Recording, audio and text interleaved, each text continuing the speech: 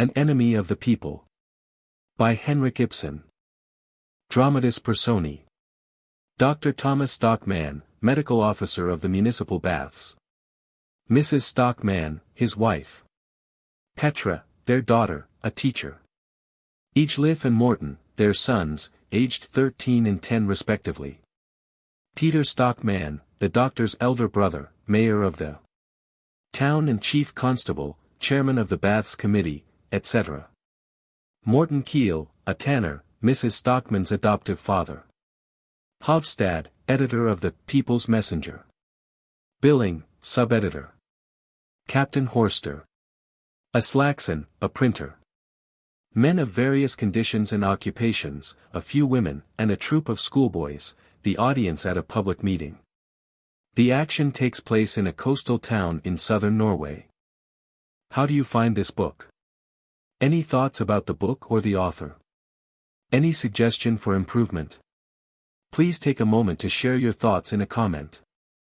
If you like it, share it with your friends who might enjoy it as well. Subscribe to keep in touch. Visit completeaudiobooks.com for more quality content. Act I. Scene. Dr. Stockmann's sitting room. It is evening. The room is plainly but neatly appointed and furnished. In the right-hand wall are two doors, the farther leads out to the hall, the nearer to the doctor's study. In the left-hand wall, opposite the door leading to the hall, is a door leading to the other rooms occupied by the family. In the middle of the same wall stands the stove, and, further forward, a couch with a looking-glass hanging over it and an oval table in front of it. On the table, a lighted lamp, with a lampshade. At the back of the room, an open door leads to the dining room. Billing is seen sitting at the dining table, on which a lamp is burning. He has a napkin tucked under his chin, and a mess. Stockmann is standing by the table handing him a large plateful of roast beef. The other places at the table are empty, and the table somewhat in disorder, evidently a meal having recently been finished. Mrs. Stockmann, you see, if you come an hour late, Mr. Billing, you have to put up with cold meat. Billing, as he eats. It is uncommonly good, thank you, remarkably good. Mrs. Stockmann, my husband makes such a point of having his meals punctually, you know. Billing, that doesn't affect me a bit. Indeed, I almost think I enjoy a meal all the better when I can sit down and eat all by myself, and undisturbed. Mrs. Stockmann, oh well, as long as you are enjoying it. Turns to the hall door, listening. I expect that is Mr. Hovstad coming too. Billing, very likely. Peter Stockmann comes in. He wears an overcoat and his official hat, and carries a stick. Peter Stockmann, good evening, Catherine. Mrs. Stockmann, coming forward into the sitting room. Ah, good evening, is it you? How good of you to come up and see us. Peter Stockmann, I happen to be passing, and so, looks into the dining room. But you have company with you, I see. Mrs. Stockmann, a little embarrassed. Oh, no, it was quite by chance he came in. Hurriedly. Won't you come in and have something, too? Peter Stockmann, No, thank you. Good gracious, hot meat at night. Not with my digestion. Mrs. Stockmann, oh, but just once in a way. Peter Stockmann, no, my dear lady, I stick to my tea and bread and butter. It is much more wholesome in the long run, and a little more economical, too. Mrs. Stockmann, smiling. Now you mustn't think that Thomas and I are spendthrifts. Peter Stockmann, not you, my dear, I would never think that of you. Points to the doctor's study. Is he not at home? Mrs. Stockmann, no, he went out for a little turn after supper, he and the boys. Peter Stockmann, I doubt if that is a wise thing to do. Listens. I fancy I hear him coming now. Mrs. Stockmann, no, I don't think it is he. A knock is heard at the door. Come in. Hovstad comes in from the hall. Oh, it is you, Mr. Hovstad. Hovstad, yes, I hope you will forgive me, but I was delayed at the printers. Good evening, Mr. Mayor. Peter Stockmann, bowing a little distantly. Good evening. You have come on business, no doubt. Hovstad, partly. It's about an article for the paper. Peter Stockmann, so I imagined. I hear my brother has become a prolific contributor to the People's Messenger. Hovstad, yes, he is good enough to write in the People's Messenger when he has any home truths to tell. Mrs. Stockmann, to Hovstad. But won't you? Points to the dining room. Peter Stockmann, quite so, quite so. I don't blame him in the least, as a writer, for addressing himself to the quarters where he will find the readiest sympathy. And, besides that, I personally have no reason to bear any ill will to your paper, Mr. Hovstad. Hovstad, I quite agree with you. Peter Stockmann, taking one thing with another, there is an excellent spirit of toleration in the town, an admirable municipal spirit. And it all springs from the fact of our having a great common interest to unite us, an interest that is in an equally high degree the concern of every right-minded citizen. Hovstad, the baths, yes. Peter Stockmann, exactly, our fine, new, handsome baths. Mark my words, Mr. Hovstad, the baths will become the focus of our municipal life. Not a doubt of it. Mrs. Stockmann, that is just what Thomas says.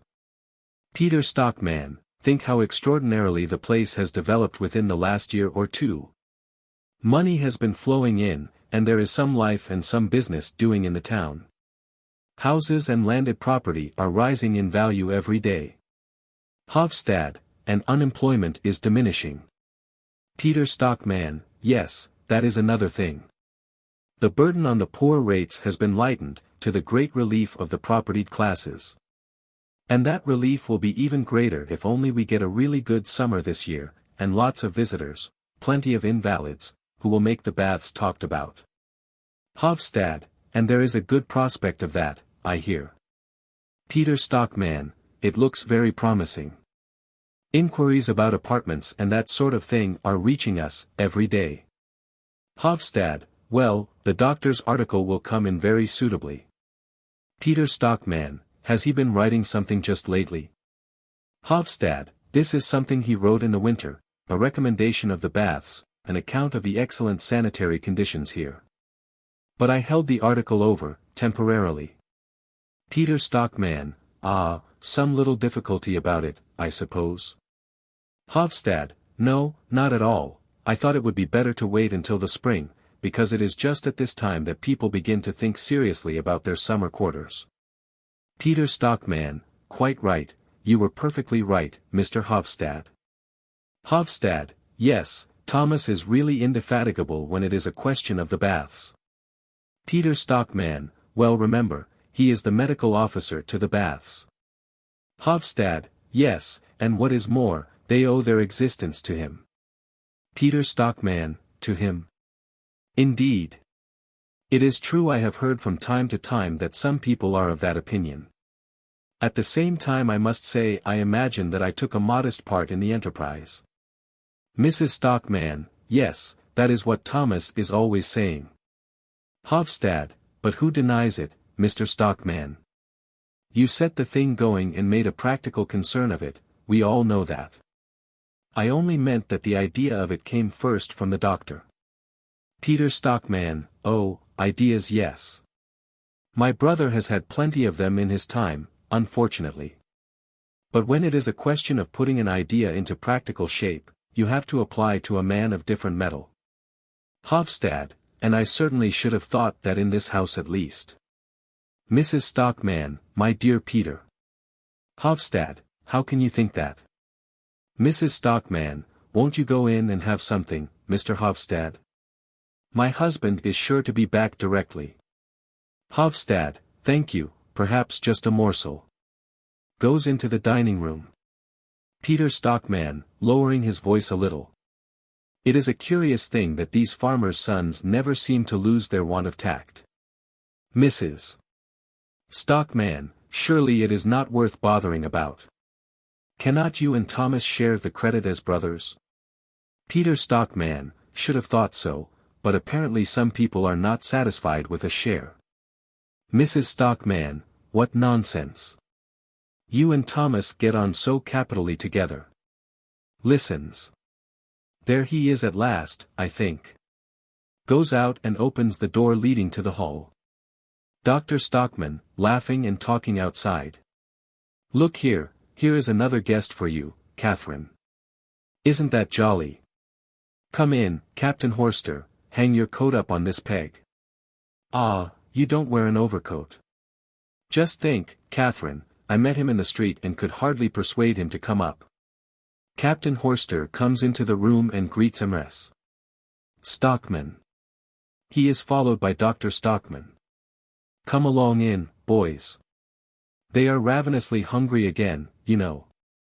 Come along, Captain Horster, you must have a slice of beef.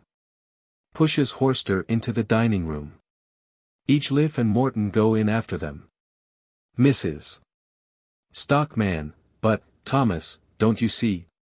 Dr. Stockman, turning in the doorway. Oh, is it you, Peter? Shakes hands with him. Now that is very delightful. Peter Stockman, unfortunately I must go in a moment.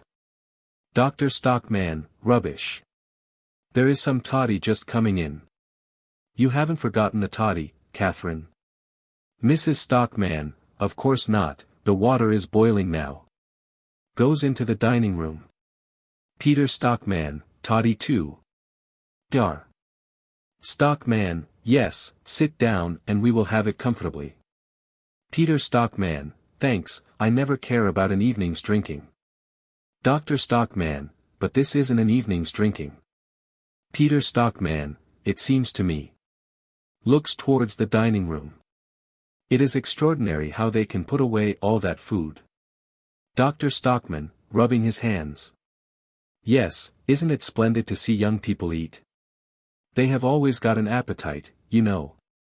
That's as it should be. Lots of food, to build up their strength.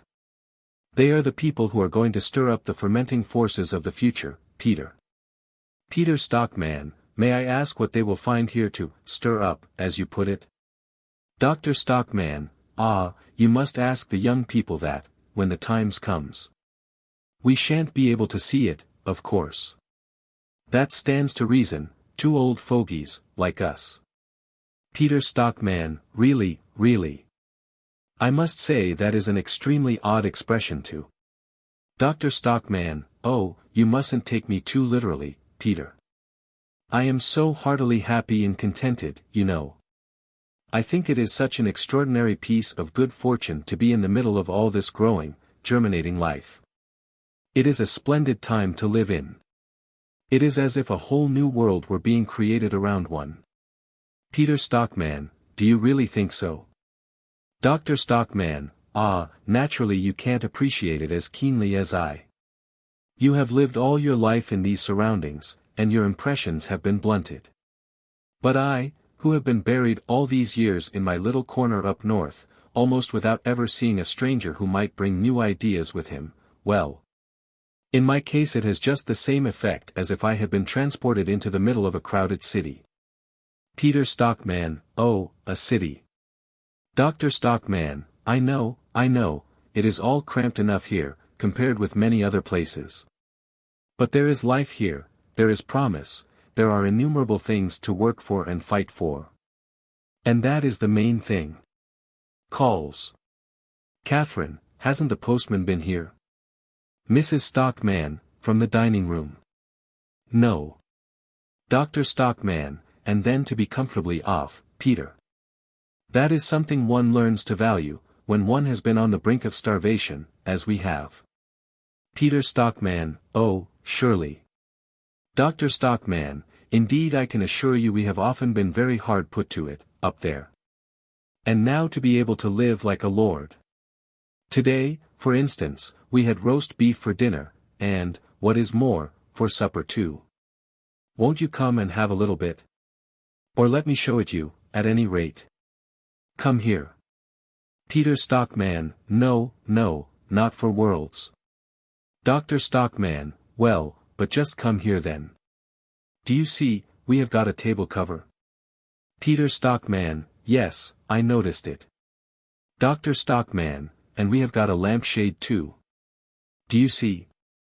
All out of Catherine's savings. It makes the room so cozy. Don't you think so? Just stand here for a moment. No, no, not there, just here, that's it. Look now, when you get the light on it all together. I really think it looks very nice, doesn't it?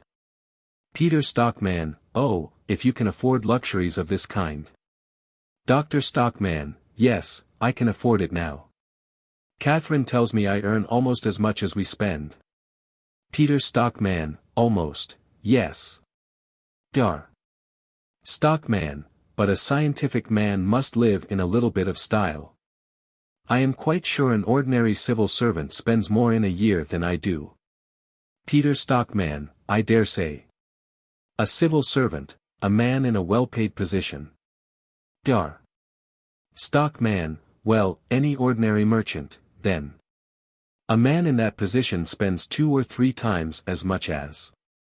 Peter Stockmann, it just depends on circumstances. Dr. Stockmann, at all events I assure you I don't waste money unprofitably. But I can't find it in my heart to deny myself the pleasure of entertaining my friends. I need that sort of thing, you know. I have lived for so long shut out of it all, that it is a necessity of life to me to mix with young, eager, ambitious men, men of liberal and active minds, and that describes every one of those fellows who are enjoying their supper in there. I wish you knew more of Hovstad. Peter Stockmann, by the way, Hovstad was telling me he was going to print another article of yours.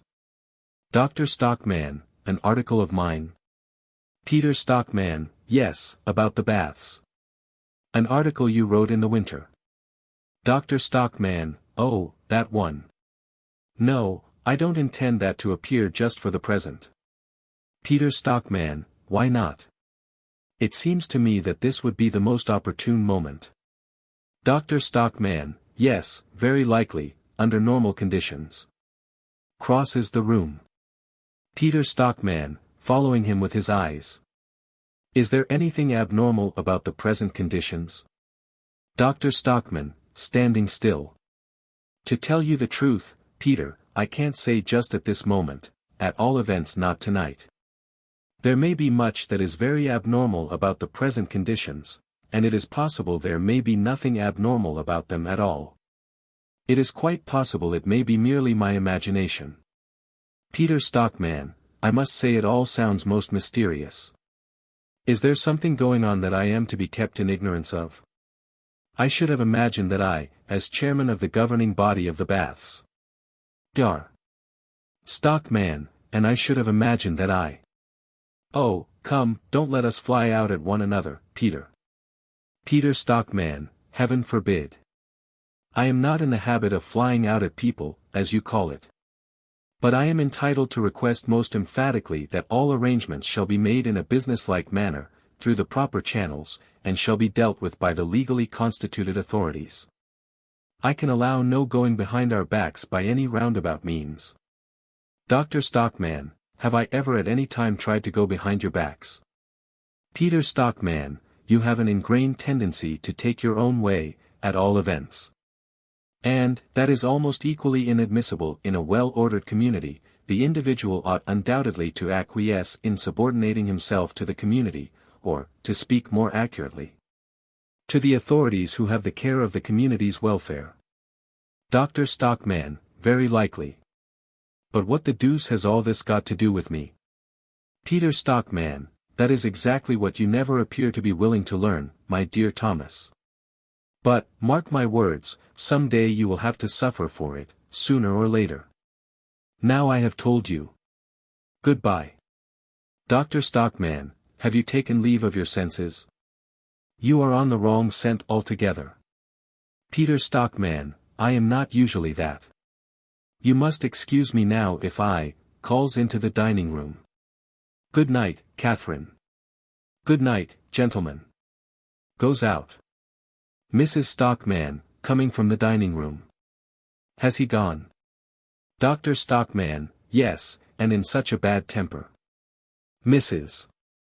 Stockmann, but, dear Thomas, what have you been doing to him again? Dr. Stockmann, nothing at all.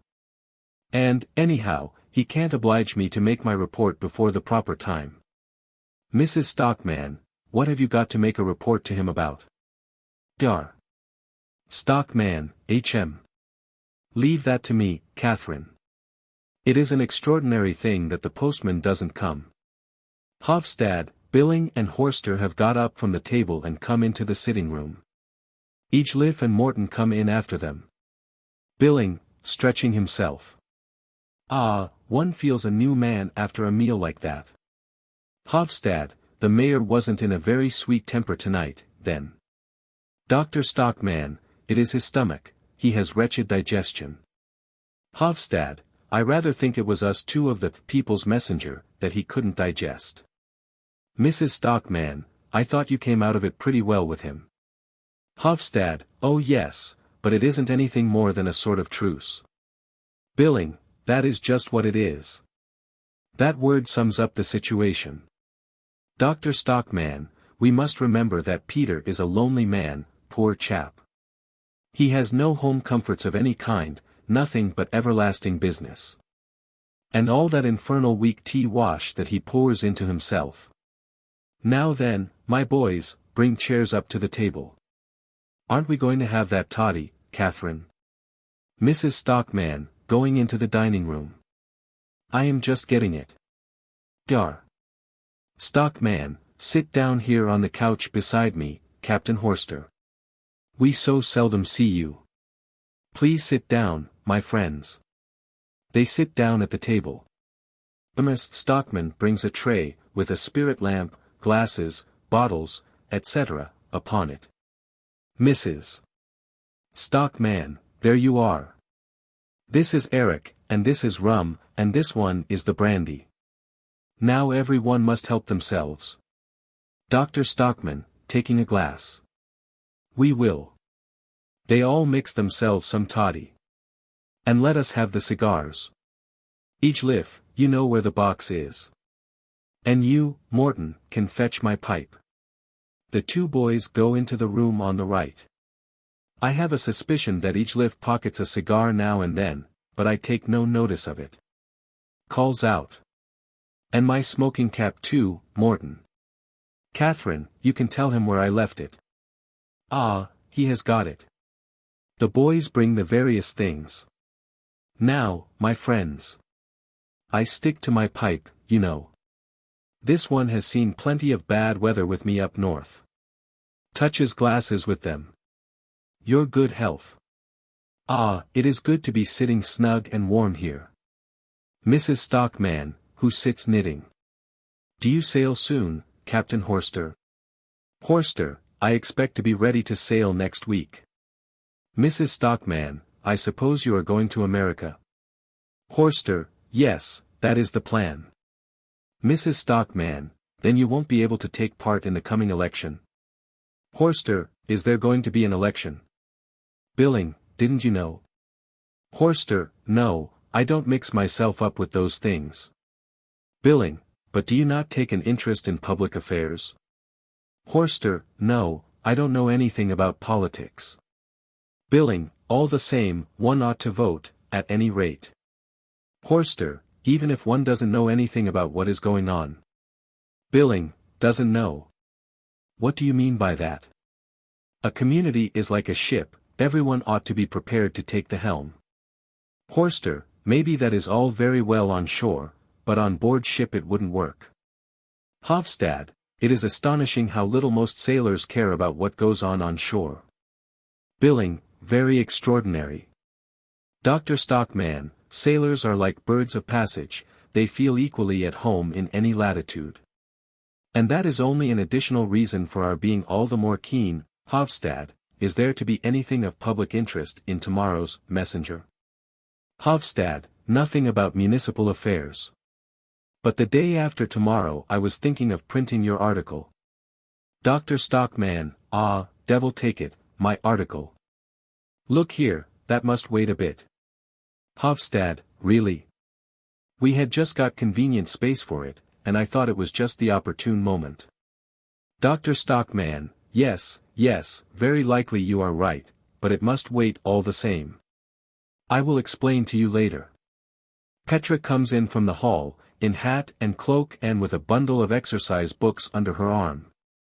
Petra, good evening. Dr. Stockmann, good evening, Petra, come along. Mutual greetings. Petra takes off her things and puts them down on a chair by the door. Petra, and you have all been sitting here enjoying yourselves, while I have been out slaving. Dr. Stockmann, well, come and enjoy yourself too. Billing, may I mix a glass for you? Petra, coming to the table. Thanks, I would rather do it, you always mix it too strong.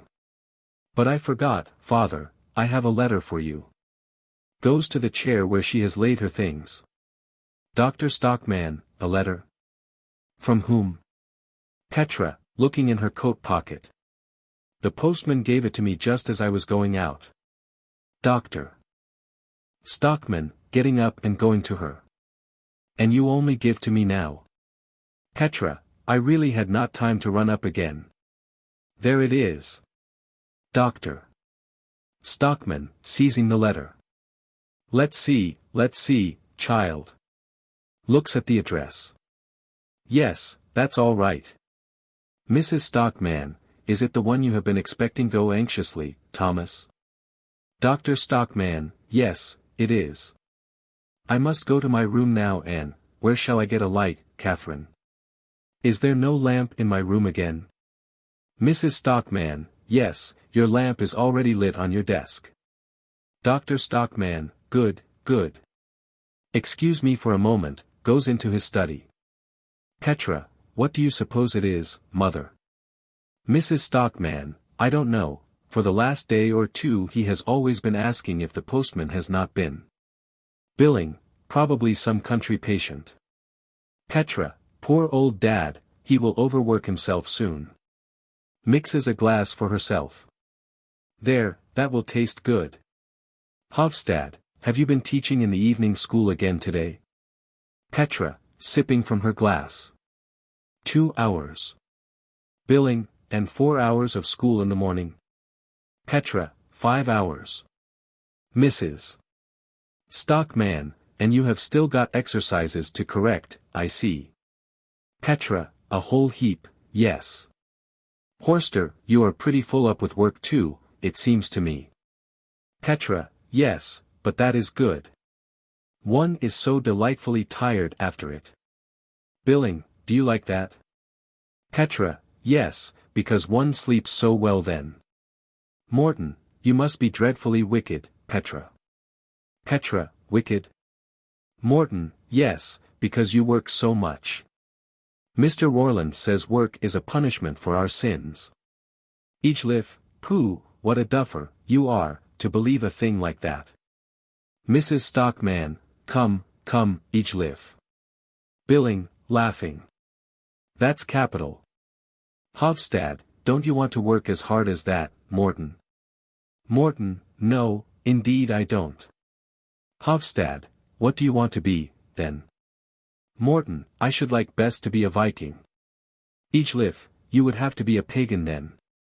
Morten, well, I could become a pagan, couldn't I? Billing, I agree with you, Morten. My sentiments, exactly. Mrs. Stockmann, signaling to him. I am sure that is not true, Mr. Billing. Billing, yes, I swear it is. I am a pagan, and I am proud of it.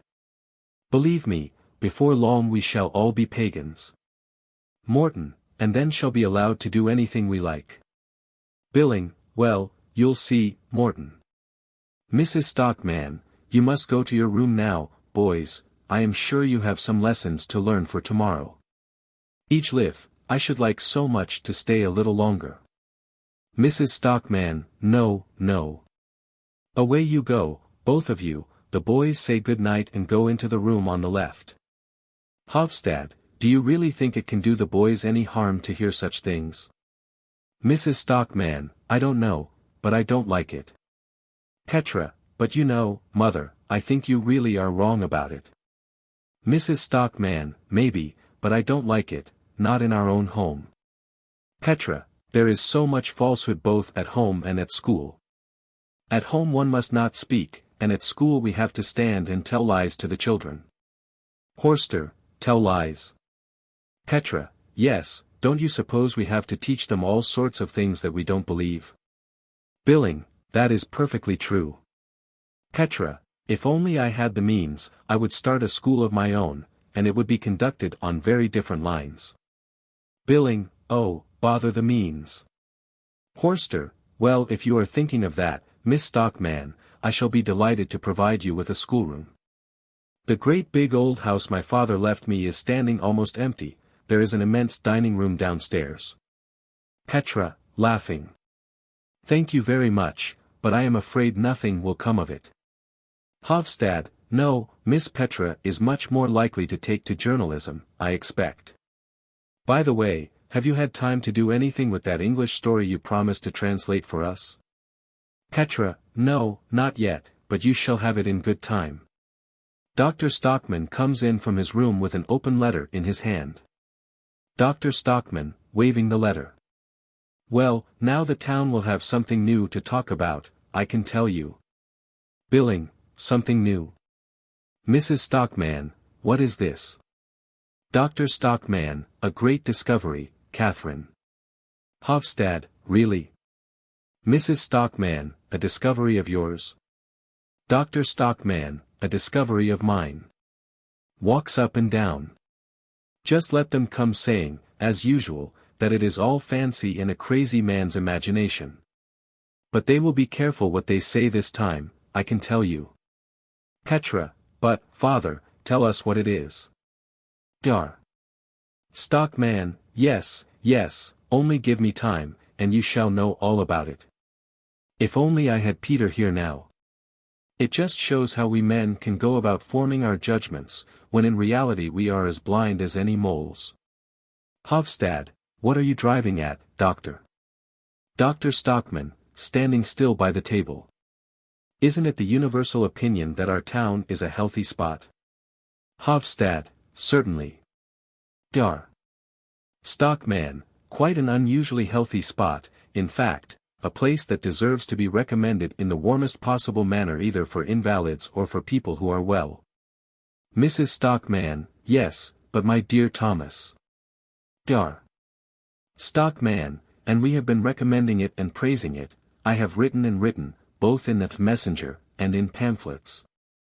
Hovstad, well, what then? Dr. Stockmann, and the baths, we have called them the main artery of the town's lifeblood, the nerve center of our town, and the devil knows what else. Billing, the town's pulsating heart, was the expression I once used on an important occasion. Dr. Stockmann, quite so. Well, do you know what they really are, these great, splendid, much-praised baths, that have cost so much money, do you know what they are? Hovstad, no, what are they?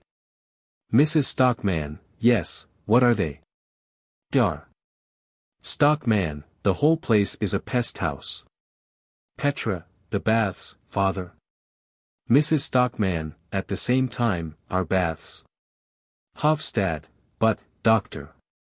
Billing, absolutely incredible. Dr. Stockmann, the whole bath establishment is a whited, poisoned sepulchre, I tell you, the gravest possible danger to the public health. All the nastiness up at Melittle, all that stinking filth, is infecting the water in the conduit pipes leading to the reservoir, and the same cursed, filthy poison oozes out on the shore too. Hovstad, where the bathing place is. Dr. Stockmann, just there. Hovstad, how do you come to be so certain of all this, doctor? Dr. Stockmann, I have investigated the matter most conscientiously. For a long time past I have suspected something of the kind. Last year we had some very strange cases of illness among the visitors, typhoid cases, and cases of gastric fever. Mrs. Stockmann, yes, that is quite true. Dr. Stockmann, at the time, we supposed the visitors had been infected before they came. But later on, in the winter, I began to have a different opinion, and so I set myself to examine the water, as well as I could. Mrs. Stockmann, then that is what you have been so busy with? Dr. Stockmann, indeed I have been busy, Catherine. But here I had none of the necessary scientific apparatus, so I sent samples, both of the drinking water and of the sea water, up to the university, to have an accurate analysis made by a chemist. Hovstad, and have you got that? Dr.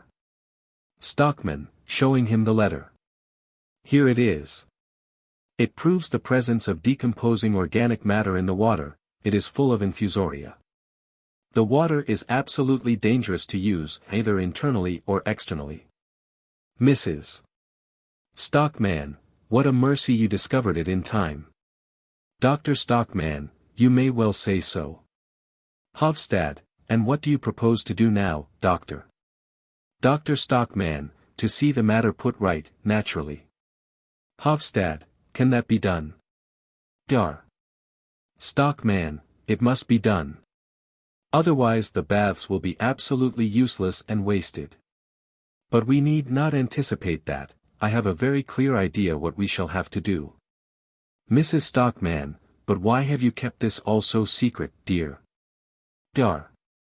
Stockmann, do you suppose I was going to run about the town gossiping about it, before I had absolute proof? No, thank you. I am not such a fool. Petra, still, you might have told us. Dr. Stockmann, not a living soul. But tomorrow you may run around to the old badger. Mrs. Stockmann, oh, Thomas. Thomas. Dr. Stockmann, well, to your grandfather, then. The old boy will have something to be astonished at. I know he thinks I am cracked, and there are lots of other people who think so too, I have noticed. But now these good folks shall see, they shall just see. Walks about, rubbing his hands. There will be a nice upset in the town, Catherine. You can't imagine what it will be. All the conduit pipes will have to be relayed. Hovstad, getting up. All the conduit pipes. Dr. Stockmann, yes, of course. The intake is too low down, it will have to be lifted to a position much higher up. Petra, then you were right after all. Dr. Stockmann, ah, you remember, Petra, I wrote opposing the plans before the work was begun. But at that time no one would listen to me. Well, I am going to let them have it now.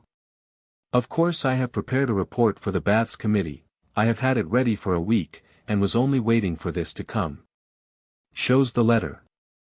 Now it shall go off at once. Goes into his room and comes back with some papers. Look at that. For closely written sheets, and the letter shall go with them. Give me a bit of paper, Catherine, something to wrap them up in. That will do. Now give it to stamps his foot, what the deuce is her name? Give it to the maid, and tell her to take it at once to the mayor. Mrs. Stockmann takes the packet and goes out through the dining room. Petra, what do you think Uncle Peter will say, father? Dr. Stockmann, what is there for him to say? I should think he would be very glad that such an important truth has been brought to light. Hovstad, will you let me print a short note about your discovery in the messenger? Dr. Stockmann, I shall be very much obliged if you will. Hovstad, it is very desirable that the public should be informed of it without delay. Dr. Stockmann, certainly. Mrs. Stockmann, coming back. She has just gone with it. Billing, upon my soul, doctor, you are going to be the foremost man in the town. Dr. Stockmann, walking about happily. Nonsense. As a matter of fact, I have done nothing more than my duty. I have only made a lucky find, that's all. Still, all the same. Billing, Hovstad, don't you think the town ought to give Dr. Stockmann some sort of testimonial? Hovstad, I will suggest it, anyway. Billing, and I will speak to Aslaksen about it. Dr. Stockmann, no, my good friends, don't let us have any of that nonsense. I won't hear anything of the kind. And if the Baths Committee should think of voting me an increase of salary, I will not accept it. Do you hear, Catherine? I won't accept it. Mrs. Stockmann, you are quite right, Thomas. Petra, lifting her glass. Your health, father. Hovstad and Billing, your health, doctor. Good health. Horster, touches glasses with Dr. Stockmann. I hope it will bring you nothing but good luck. Dr. Stockmann, thank you, my dear fellows. I feel tremendously happy. It is a splendid thing for a man to be able to feel that he has done a service to his native town and to his fellow citizens. Hurrah, Catherine. He puts his arms round her and whirls her round and round, while she protests with laughing cries. They all laugh, clap their hands, and cheer the doctor. The boys put their heads in at the door to see what is going on. Act 2. Scene. The same. The door into the dining room is shut. It is morning. Mrs. Stockmann, with a sealed letter in her hand, comes in from the dining room, goes to the door of the doctor's study, and peeps in. Mrs. Stockmann, are you in, Thomas? Dr. Stockmann, from within his room. Yes, I have just come in. Comes into the room. What is it? Mrs. Stockmann, a letter from your brother. Dr. Stockmann, aha, let us see. Opens the letter and reads. I return here with the manuscript you sent me, reads on in a low murmur, Mrs. Stockmann, what does he say? Dr. Stockmann, putting the papers in his pocket. Oh, he only writes that he will come up here himself about midday. Mrs. Stockmann, well, try and remember to be at home this time. Dr. Stockmann, that will be all right, I have got through all my morning visits. Mrs. Stockmann, I am extremely curious to know how he takes it. Dr. Stockmann, you will see he won't like its having been I, and not he, that made the discovery. Mrs. Stockmann, aren't you a little nervous about that? Dr. Stockmann, oh, he really will be pleased enough, you know. But, at the same time, Peter is so confoundedly afraid of anyone's doing any service to the town except himself. Mrs. Stockmann, I will tell you what, Thomas, you should be good-natured, and share the credit of this with him. Couldn't you make out that it was he who set you on the scent of this discovery? Dr. Stockmann, I am quite willing. If only I can get the thing set right. Morten Kiil puts his head in through the door leading from the hall, looks around in an inquiring manner, and chuckles. Morten Kiil, slyly. Is it true? Mrs. Stockmann, going to the door. Father. Is it you? Dr. Stockmann, ah, Mr. Kiil, good morning, good morning. Mrs. Stockmann, but come along in. Morten Kiil, if it is true, I will, if not, I am off. Dr. Stockmann, if what is true? Morten Kiil, this tale about the water supply, is it true? Dr. Stockmann, certainly it is true, but how did you come to hear it? Morten Kiil, coming in. Petra ran in on her way to the school. Dr. Stockmann, did she? Morten Kiil, yes. And she declares that, I thought she was only making a fool of me, but it isn't like Petra to do that. Dr. Stockmann, of course not. How could you imagine such a thing? Morten Kiil, oh well, it is better never to trust anybody.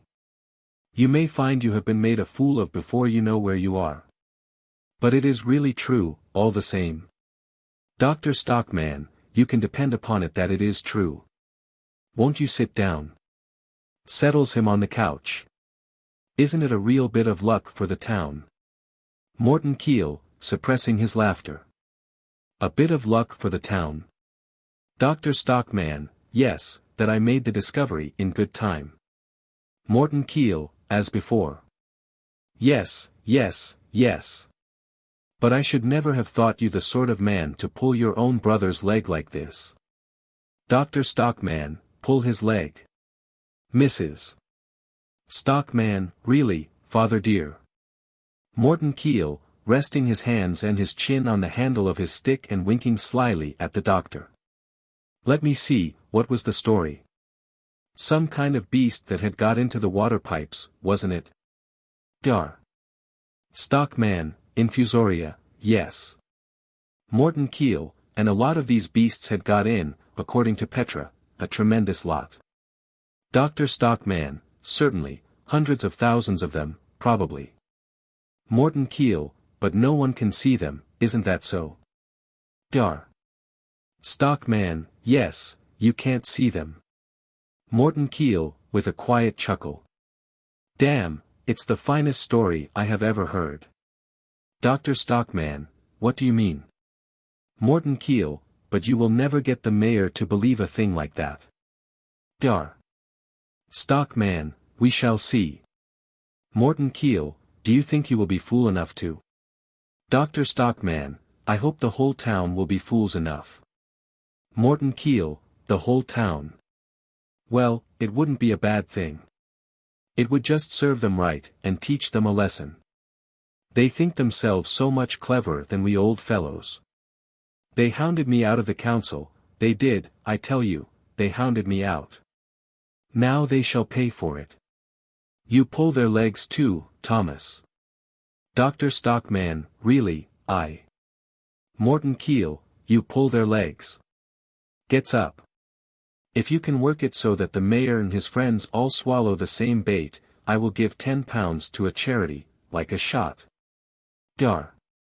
Stockman, that is very kind of you.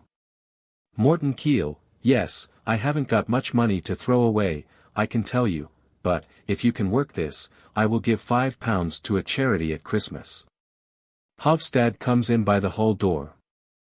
Hovstad, good morning. Stops. Oh, I beg your pardon. Dr. Stockman, not at all, come in. Morten Kiil, with another chuckle. Oh ho, is he in this too? Hovstad, what do you mean? Dr. Stockman, certainly he is. Morten Kiil, I might have known it. It must get into the papers. You know how to do it, Thomas. Set your wits to work. Now I must go. Dr. Stockman, won't you stay a little while? Morten Kiil, no, I must be off now. You keep up this game for all it is worth, you won't repent it, I'm damned if you will. He goes out, Stockman follows him into the hall. Dr. Stockman, laughing. Just imagine, the old chap doesn't believe a word of all this about the water supply. Hovstad, oh that was it, then. Dr. Stockman, yes, that was what we were talking about. Perhaps it is the same thing that brings you here. Hovstad, yes, it is, can you spare me a few minutes, doctor? Dr. Stockman, as long as you like, my dear fellow. Hovstad, have you heard from the mayor yet? Dr. Stockman, not yet. He is coming here later. Hovstad, I have given the matter a great deal of thought since last night. Dr. Stockman, well. Hovstad, from your point of view, as a doctor and a man of science, this affair of the water supply is an isolated matter. I mean, you do not realize that it involves a great many other things. Dr. Stockman, how, do you mean, let us sit down, my dear fellow? No, sit here on the couch. Hovstad sits down on the couch, doctor. Stockman on a chair on the other side of the table. Now then. You mean that? Hovstad, you said yesterday that the pollution of the water was due to impurities in the soil. Dar. Stockman, yes, unquestionably it is due to that poisonous morass up at Melidal. Hovstad, begging your pardon, doctor, I fancy it is due to quite another morass altogether. Dr. Stockman, what morass? Hovstad, the morass that the whole life of our town is built on and is rotting in. Dr. Stockman, what the deuce are you driving at, Hovstad? Hovstad, the whole of the town's interests have, little by little, got into the hands of a pack of officials. Dr. Stockman, oh, come, they are not all officials. Hovstad, no, but those that are not officials are at any rate the officials' friends and adherents. It is the wealthy folk, the old families in the town, that have got us entirely in their hands. Dar. Stockmann, yes, but after all they are men of ability and knowledge. Hovstad, did they show any ability or knowledge when they laid the conduit pipes where they are now? Dar. Stockmann, no, of course that was a great piece of stupidity on their part. But that is going to be set right now. Hovstad, do you think that will be all such plain sailing? Dr. Stockmann, plain sailing or no, it has got to be done, anyway. Hovstad, yes, provided the press takes up the question. Dr. Stockmann, I don't think that will be necessary, my dear fellow, I am certain my brother. Hovstad, excuse me, doctor, I feel bound to tell you I am inclined to take the matter up. Dar. Stockmann, in the paper. Hovstad, yes. When I took over the People's Messenger, my idea was to break up this ring of self-opinionated old fossils who had got hold of all the influence. Dar. Stockmann, but you know you told me yourself what the result had been, you nearly ruined your paper. Hovstad, yes, at the time we were obliged to climb down a peg or two, it is quite true, because there was a danger of the whole project of the baths coming to nothing if they failed us. But now the scheme has been carried through, and we can dispense with these grand gentlemen. Dr. Stockmann, dispense with them, yes, but we owe them a great debt of gratitude. Hovstad, that shall be recognized ungrudgingly, but a journalist of my democratic tendencies cannot let such an opportunity as this slip. The bubble of official infallibility must be pricked. This superstition must be destroyed, like any other. Dr. Stockmann, I am wholeheartedly with you in that, Mr. Hovstad, if it is a superstition, away with it. Hovstad, I should be very reluctant to bring the mayor into it, because he is your brother. But I am sure you will agree with me that truth should be the first consideration. Dr. Stockmann, that goes without saying. With sudden emphasis. Yes, but. Hovstad, you must not misjudge me. I am neither more self-interested nor more ambitious than most men. Dr. Stockmann, my dear fellow, who suggests anything of the kind? Hovstad, I am of humble origin, as you know. And that has given me opportunities of knowing what is the most crying need in the humbler ranks of life. It is that they should be allowed some part in the direction of public affairs, doctor. That is what will develop their faculties and intelligence and self-respect. Dr. Stockmann, I quite appreciate that. Hovstad, yes, and in my opinion a journalist incurs a heavy responsibility if he neglects a favorable opportunity of emancipating the masses, the humble and oppressed. I know well enough that in exalted circles I shall be called an agitator, and all that sort of thing, but they may call what they like. If only my conscience doesn't reproach me, then. Dr. Stockmann, quite right. Quite right, Mr. Hovstad, but all the same, devil take it. A knock is heard at the door. Come in.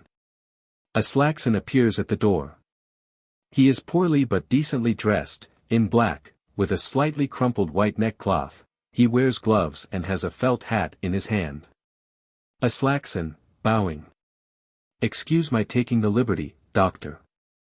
Dr. Stockmann, getting up. Ah, it is you, Aslaksen.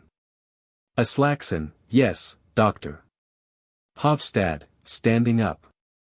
Is it me you want, Aslaksen? Aslaksen, no, I didn't know I should find you here. No, it was the doctor Dr. Stockmann, I am quite at your service. What is it? Aslaksen, is what I heard from Mr. Billing true, sir, that you mean to improve our water supply? Dr. Stockmann, yes, for the baths. Aslaksen, quite so, I understand. Well, I have come to say that I will back that up by every means in my power. Hovstad, to the doctor. You see. Dr. Stockmann, I shall be very grateful to you, but. Aslaksen, because it may be no bad thing to have us small tradesmen at your back. We form, as it were, a compact majority in the town, if we choose. And it is always a good thing to have the majority with you, Doctor. Dr. Stockmann, that is undeniably true. But I confess I don't see why such unusual precautions should be necessary in this case. It seems to me that such a plain, straightforward thing. Aslaksen, oh, it may be very desirable, all the same. I know our local authorities so well. Officials are not generally very ready to act on proposals that come from other people. That is why I think it would not be at all amiss if we made a little demonstration. Hovstad, that's right. Dr. Stockmann, demonstration, did you say? What on earth are you going to make a demonstration about? Aslaksen, we shall proceed with the greatest moderation, Doctor. Moderation is always my aim, it is the greatest virtue in a citizen, at least, I think so. Dar. Stockmann, it is well known to be a characteristic of yours, Mr. Aslaksen. Aslaksen, yes, I think I may pride myself on that. And this matter of the water supply is of the greatest importance to us small tradesmen. The baths promise to be a regular gold mine for the town. We shall all make our living out of them, especially those of us who are householders. That is why we will back up the project as strongly as possible. And as I am at present chairman of the Householders' Association. Dr. Stockmann, yes. Aslaksen, and, what is more, local secretary of the Temperance Society, you know, sir, I suppose, that I am a worker in the temperance cause. Dar. Stockmann, of course, of course. Aslaksen, well, you can understand that I come into contact with a great many people. And as I have the reputation of a temperate and law-abiding citizen, like yourself, Doctor, I have a certain influence in the town, a little bit of power, if I may be allowed to say so. Dr. Stockmann, I know that quite well, Mr. Aslaksen. Aslaksen, so you see it would be an easy matter for me to set on foot some testimonial, if necessary. Dr. Stockmann, a testimonial? Aslaksen, yes, some kind of an address of thanks from the townsmen for your share in a matter of such importance to the community. I need scarcely say that it would have to be drawn up with the greatest regard to moderation, so as not to offend the authorities, who, after all, have the reins in their hands.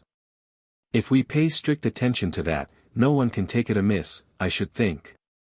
Hovstad, well, and even supposing they didn't like it. Aslaksen, no, no, no, there must be no discourtesy to the authorities, Mr. Hovstad, it is no use falling foul of those upon whom our welfare so closely depends. I have done that in my time, and no good ever comes of it. But no one can take exception to a reasonable and frank expression of a citizen's views. Dr. Stockmann, shaking him by the hand. I can't tell you, dear Mr. Aslaksen, how extremely pleased I am to find such hearty support among my fellow citizens. I am delighted, delighted. Now, you will take a small glass of sherry, eh? Aslaksen, no, thank you, I never drink alcohol of that kind. Dr. Stockmann, well, what do you say to a glass of beer, then? Aslaksen, nor that either, thank you, Doctor. I never drink anything as early as this. I am going into town now to talk this over with one or two householders, and prepare the ground. Dr. Stockmann, it is tremendously kind of you, Mr. Aslaksen, but I really cannot understand the necessity for all these precautions. It seems to me that the thing should go of itself. Aslaksen, the authorities are somewhat slow to move, Doctor. Far be it from me to seem to blame them. Hovstad, we are going to stir them up in the paper tomorrow, Aslaksen. Aslaksen, but not violently, I trust, Mr. Hovstad. Proceed with moderation, or you will do nothing with them. You may take my advice, I have gathered my experience in the school of life. Well, I must say goodbye, Doctor. You know now that we small tradesmen are at your back at all events, like a solid wall. You have the compact majority on your side, Doctor. Dr. Stockmann, I am very much obliged, dear Mr. Aslaksen, shakes hands with him. Goodbye, goodbye. Aslaksen, are you going my way, towards the printing office? Mr. Hovstad? Hovstad, I will come later, I have something to settle up first. Aslaksen, very well. Bows and goes out, Stockmann follows him into the hall. Hovstad, as Stockmann comes in again. Well, what do you think of that, doctor? Don't you think it is high time we stirred a little life into all this slackness and vacillation and cowardice? Dr. Stockmann, are you referring to Aslaksen? Hovstad, yes, I am. He is one of those who are floundering in a bog, decent enough fellow though he may be, otherwise. And most of the people here are in just the same case, seesawing and edging first to one side and then to the other, so overcome with caution and scruple that they never dare to take any decided step. Dr. Stockmann, yes, but Aslaksen seemed to me so thoroughly well-intentioned. Hovstad, there is one thing I esteem higher than that, and that is for a man to be self-reliant and sure of himself. Dr. Stockmann, I think you are perfectly right there. Hovstad, that is why I want to seize this opportunity, and try if I cannot manage to put a little virility into these well-intentioned people for once. The idol of authority must be shattered in this town. This gross and inexcusable blunder about the water supply must be brought home to the mind of every municipal voter. Dr. Stockmann, very well, if you are of opinion that it is for the good of the community, so be it. But not until I have had a talk with my brother. Hovstad, anyway, I will get a leading article ready, and if the mayor refuses to take the matter up. Dr. Stockmann, how can you suppose such a thing possible? Hovstad, it is conceivable. And in that case? Dr. Stockmann, in that case I promise you. Look here, in that case you may print my report, every word of it. Hovstad, may I? Have I your word for it? Dr. Stockmann, giving him the MS. Here it is, take it with you. It can do no harm for you to read it through, and you can give it me back later on. Hovstad, good, good. That is what I will do. And now goodbye, doctor. Dr. Stockmann, goodbye, goodbye. You will see everything will run quite smoothly, Mr. Hovstad, quite smoothly. Hovstad, we shall see. Bows and goes out. Dr. Stockmann opens the dining room door and looks in. Catherine. Oh, you are back, Petra. Petra, coming in. Yes, I have just come from the school. Mrs. Stockmann, coming in. Has he not been here yet? Dr. Stockmann, Peter. No, but I have had a long talk with Hovstad. He is quite excited about my discovery. I find it has a much wider bearing than I at first imagined. And he has put his paper at my disposal if necessity should arise. Mrs. Stockmann, do you think it will? Dr. Stockmann, not for a moment. But at all events it makes me feel proud to know that I have the liberal-minded independent press on my side. Yes, and just imagine, I have had a visit from the chairman of the Householders' Association. Mrs. Stockmann, oh. What did he want? Dr. Stockmann, to offer me his support too. They will support me in a body if it should be necessary. Catherine, do you know what I have got behind me? Mrs. Stockmann, behind you? No, what have you got behind you? Dr. Stockmann, the compact majority. Mrs. Stockmann, really? Is that a good thing for you, Thomas? Dr. Stockmann, I should think it was a good thing. Walks up and down rubbing his hands. By Jove, it's a fine thing to feel this bond of brotherhood between oneself and one's fellow citizens. Petra, and to be able to do so much that is good and useful, father. Dr. Stockmann, and for one's own native town into the bargain, my child. Mrs. Stockmann, that was a ring at the bell. Dr. Stockmann, it must be he, then. A knock is heard at the door. Come in. Peter Stockmann comes in from the hall. Good morning. Dr. Stockmann, glad to see you, Peter. Mrs. Stockmann, good morning, Peter, how are you? Peter Stockmann, so, thank you. To Dr. Stockmann. I received from you yesterday, after office hours, a report dealing with the condition of the water at the baths. Dr. Stockmann, yes. Have you read it? Peter Stockmann, yes, I have. Dr. Stockmann, and what have you to say to it? Peter Stockmann, with a sidelong glance. Mrs. Stockmann, come along, Petra.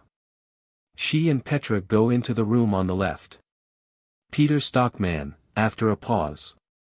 Was it necessary to make all these investigations behind my back? Dr. Stockmann, yes, because until I was absolutely certain about it.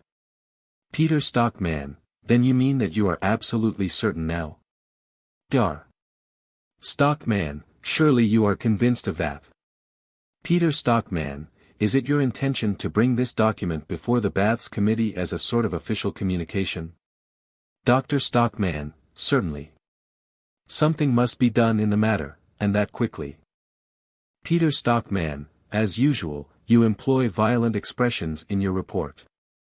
You say, amongst other things, that what we offer visitors in our baths is a permanent supply of poison. Dr. Stockmann, well, can you describe it any other way, Peter? Just think, water that is poisonous, whether you drink it or bathe in it. And this we offer to the poor sick folk who come to us trustfully and pay us at an exorbitant rate to be made well again. Peter Stockmann, and your reasoning leads you to this conclusion, that we must build a sewer to draw off the alleged impurities from Molidal and must relay the water conduits. Dr. Stockmann, yes. Do you see any other way out of it? I don't. Peter Stockmann, I made a pretext this morning to go and see the town engineer, and, as if only half seriously, broached the subject of these proposals as a thing we might perhaps have to take under consideration some time later on. Dr. Stockmann, some time later on. Peter Stockmann, he smiled at what he considered to be my extravagance, naturally. Have you taken the trouble to consider what your proposed alterations would cost? According to the information I obtained, the expenses would probably mount up to £15,000 or £20,000. Dr. Stockmann, would it cost so much? Peter Stockmann, yes. And the worst part of it would be that the work would take at least 2 years. Dr. Stockmann, 2 years. 2 whole years. Peter Stockmann, at least. And what are we to do with the baths in the meantime? Close them. Indeed we should be obliged to. And do you suppose anyone would come near the place after it had got out that the water was dangerous? Dr. Stockmann, yes, but, Peter, that is what it is. Peter Stockmann, and all this at this juncture, just as the baths are beginning to be known. There are other towns in the neighborhood with qualifications to attract visitors for bathing purposes. Don't you suppose they would immediately strain every nerve to divert the entire stream of strangers to themselves? Unquestionably they would. And then where should we be? We should probably have to abandon the whole thing, which has cost us so much money, and then you would have ruined your native town. Dr. Stockmann, I should have ruined. Peter Stockmann, it is simply and solely through the baths that the town has before it any future worth mentioning. You know that just as well as I. Dr. Stockmann, but what do you think ought to be done, then? Peter Stockmann, your report has not convinced me that the condition of the water at the baths is as bad as you represent it to be. Dr. Stockmann, I tell you it is even worse, or at all events it will be in summer, when the warm weather comes. Peter Stockmann, as I said, I believe you exaggerate the matter considerably. A capable physician ought to know what measures to take. He ought to be capable of preventing injurious influences or of remedying them if they become obviously persistent. Dr. Stockmann, well. What more? Peter Stockmann, the water supply for the baths is now an established fact, and in consequence must be treated as such. But probably the committee, at its discretion, will not be disinclined to consider the question of how far it might be possible to introduce certain improvements consistently with a reasonable expenditure. Dr. Stockmann, and do you suppose that I will have anything to do with such a piece of trickery as that? Peter Stockmann, trickery. Dar. Stockmann, yes, it would be a trick, a fraud, a lie, a downright crime towards the public, towards the whole community. Peter Stockmann, I have not, as I remarked before, been able to convince myself that there is actually any imminent danger. Dar. Stockmann, you have. It is impossible that you should not be convinced. I know I have represented the facts absolutely truthfully and fairly. And you know it very well, Peter, only you won't acknowledge it. It was owing to your action that both the baths and the water conduits were built where they are, and that is what you won't acknowledge, that damnable blunder of yours. Pooh, do you suppose I don't see through you? Peter Stockmann, and even if that were true? If I perhaps guard my reputation somewhat anxiously, it is in the interests of the town. Without moral authority I am powerless to direct public affairs as seems, to my judgment, to be best for the common good. And on that account, and for various other reasons too, it appears to me to be a matter of importance that your report should not be delivered to the committee. In the interests of the public, you must withhold it. Then, later on, I will raise the question and we will do our best, privately, but, nothing of this unfortunate affair, not a single word of it, must come to the ears of the public. Dar. Stockmann, I am afraid you will not be able to prevent that now, my dear Peter. Peter Stockmann, it must and shall be prevented. Dr. Stockmann, it is no use, I tell you. There are too many people that know about it. Peter Stockmann, that know about it? Who? Surely you don't mean those fellows on the People's Messenger? Dr. Stockmann, yes, they know. The liberal-minded independent press is going to see that you do your duty. Peter Stockmann, after a short pause. You are an extraordinarily independent man, Thomas. Have you given no thought to the consequences this may have for yourself? Dr. Stockmann, consequences, for me? Peter Stockmann, for you and yours, yes. Dr. Stockmann, what the deuce do you mean? Peter Stockmann, I believe I have always behaved in a brotherly way to you, haven't I always been ready to oblige or to help you? Dr. Stockmann, yes, you have, and I am grateful to you for it. Peter Stockmann, there is no need. Indeed, to some extent I was forced to do so, for my own sake. I always hoped that, if I helped to improve your financial position, should be able to keep some check on you. Dr. Stockmann, what? Then it was only for your own sake. Peter Stockmann, up to a certain point, yes. It is painful for a man in an official position to have his nearest relative compromising himself time after time. Dr. Stockmann, and do you consider that I do that?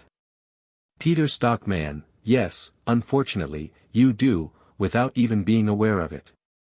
You have a restless, pugnacious, rebellious disposition. And then there is that disastrous propensity of yours to want to write about every sort of possible and impossible thing. The moment an idea comes into your head, you must needs go and write a newspaper article or a whole pamphlet about it. Dar. Stockmann, well, but is it not the duty of a citizen to let the public share in any new ideas he may have? Peter Stockmann, oh, the public doesn't require any new ideas. The public is best served by the good, old established ideas it already has. Dr. Stockmann, and that is your honest opinion? Peter Stockmann, yes, and for once I must talk frankly to you.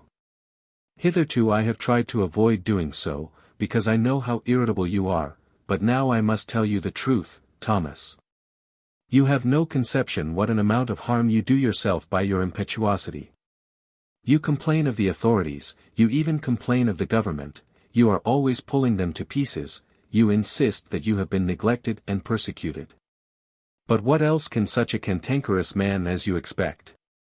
Dr. Stockmann, what next? Cantankerous, am I? Peter Stockmann, yes, Thomas, you are an extremely cantankerous man to work with, I know that to my cost.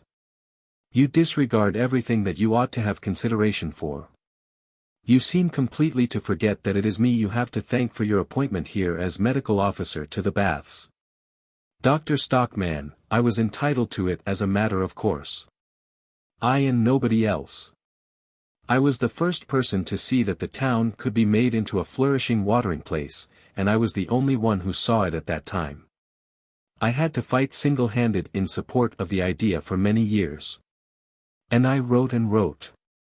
Peter Stockmann, undoubtedly. But things were not ripe for the scheme then, though, of course, you could not judge of that in your out-of-the-way corner up north. But as soon as the opportune moment came I, and the others, took the matter into our hands. Dr. Stockmann, yes, and made this mess of all my beautiful plan. It is pretty obvious now what clever fellows you were. Peter Stockmann, to my mind the whole thing only seems to mean that you are seeking another outlet for your combativeness. You want to pick a quarrel with your superiors, an old habit of yours. You cannot put up with any authority over you. You look askance at anyone who occupies a superior official position, you regard him as a personal enemy, and then any stick is good enough to beat him with. But now I have called your attention to the fact that the town's interests are at stake, and, incidentally, my own too. And therefore, I must tell you, Thomas, that you will find me inexorable with regard to what I am about to require you to do. Dr. Stockmann, and what is that? Peter Stockmann, as you have been so indiscreet as to speak of this delicate matter to outsiders, despite the fact that you ought to have treated it as entirely official and confidential, it is obviously impossible to hush it up now. All sorts of rumors will get about directly, and everybody who has a grudge against us will take care to embellish these rumors. So it will be necessary for you to refute them publicly. Dr. Stockmann, How? I don't understand. Peter Stockmann, what we shall expect is that, after making further investigations, you will come to the conclusion that the matter is not by any means as dangerous or as critical as you imagined in the first instance. Dr. Stockmann, oh ho. So that is what you expect. Peter Stockmann, and, what is more, we shall expect you to make public profession of your confidence in the committee and in their readiness to consider fully and conscientiously what steps may be necessary to remedy any possible defects. Dr. Stockmann, but you will never be able to do that by patching and tinkering at it, never. Take my word for it, Peter, I mean what I say, as deliberately and emphatically as possible. Peter Stockmann, as an officer under the committee, you have no right to any individual opinion. Dr. Stockmann, amazed. No right? Peter Stockmann, in your official capacity, no. As a private person, it is quite another matter. But as a subordinate member of the staff of the baths, you have no right to express any opinion which runs contrary to that of your superiors. Dr. Stockmann, this is too much. I, a doctor, a man of science, have no right to. Peter Stockmann, the matter in hand is not simply a scientific one. It is a complicated matter, and has its economic as well as its technical side. Dr. Stockmann, I don't care what it is. I intend to be free to express my opinion on any subject under the sun. Peter Stockmann, as you please, but not on any subject concerning the baths. That we forbid. Dr. Stockmann, shouting. You forbid. You.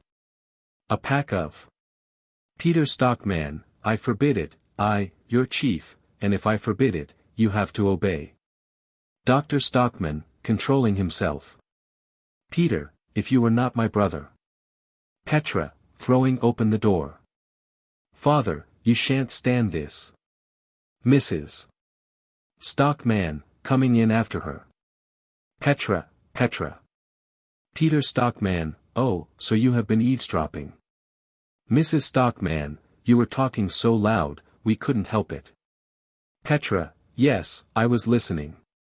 Peter Stockmann, well, after all, I am very glad. Dr. Stockmann, going up to him. You were saying something about forbidding and obeying. Peter Stockmann, you obliged me to take that tone with you. Dr. Stockmann, and so I am to give myself the lie, publicly. Peter Stockmann, we consider it absolutely necessary that you should make some such public statement as I have asked for. Dr. Stockmann, and if I do not, obey. Peter Stockmann, then we shall publish a statement ourselves to reassure the public. Dr. Stockmann, very well, but in that case I shall use my pen against you. I stick to what I have said, I will show that I am right and that you are wrong. And what will you do then? Peter Stockmann, then I shall not be able to prevent your being dismissed. Dr. Stockmann, what?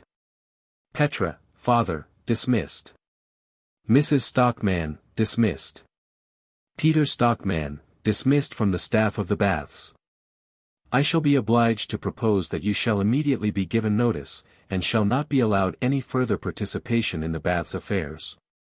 Dr. Stockmann, you would dare to do that? Peter Stockmann, it is you that are playing the daring game. Petra, uncle, that is a shameful way to treat a man like father. Mrs. Stockmann, do hold your tongue, Petra. Peter Stockmann, looking at Petra.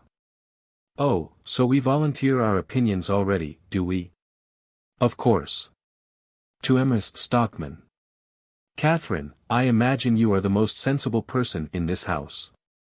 Use any influence you may have over your husband, and make him see what this will entail for his family as well as. Dr. Stockmann, my family is my own concern and nobody else's. Peter Stockmann, for his own family, as I was saying, as well as for the town he lives in. Dr. Stockmann, it is I who have the real good of the town at heart. I want to lay bare the defects that sooner or later must come to the light of day. I will show whether I love my native town. Peter Stockmann, you, who in your blind obstinacy want to cut off the most important source of the town's welfare. Dr. Stockmann, the source is poisoned, man. Are you mad? We are making our living by retailing filth and corruption. The whole of our flourishing municipal life derives its sustenance from a lie.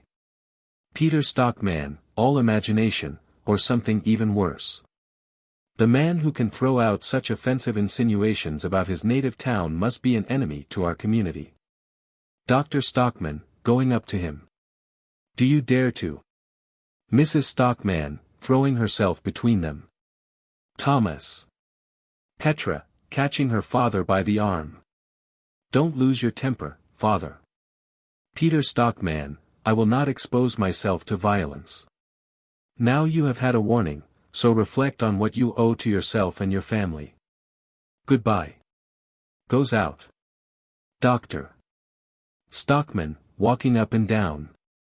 Am I to put up with such treatment as this? In my own house, Catherine. What do you think of that? Mrs. Stockmann, indeed it is both shameful and absurd, Thomas. Petra, if only I could give uncle a piece of my mind. Dr. Stockmann, it is my own fault. I ought to have flown out at him long ago, shown my teeth, bitten. To hear him call me an enemy to our community. Me. I shall not take that lying down, upon my soul. Mrs. Stockmann, but, dear Thomas, your brother has power on his side. Dr. Stockmann, yes, but I have right on mine, I tell you. Mrs. Stockmann, oh yes, right, right. What is the use of having right on your side if you have not got might? Petra, oh, mother, how can you say such a thing? Dr. Stockmann, do you imagine that in a free country it is no use having right on your side? You are absurd, Catherine. Besides, haven't I got the liberal-minded, independent press to lead the way, and the compact majority behind me? That is might enough, I should think. Mrs. Stockmann, but, good heavens, Thomas, you don't mean to. Dar. Stockmann, don't mean to what? Mrs. Stockmann, to set yourself up in opposition to your brother. Dr. Stockmann, in God's name, what else do you suppose I should do but take my stand on right and truth? Petra, yes, I was just going to say that. Mrs. Stockmann, but it won't do you any earthly good.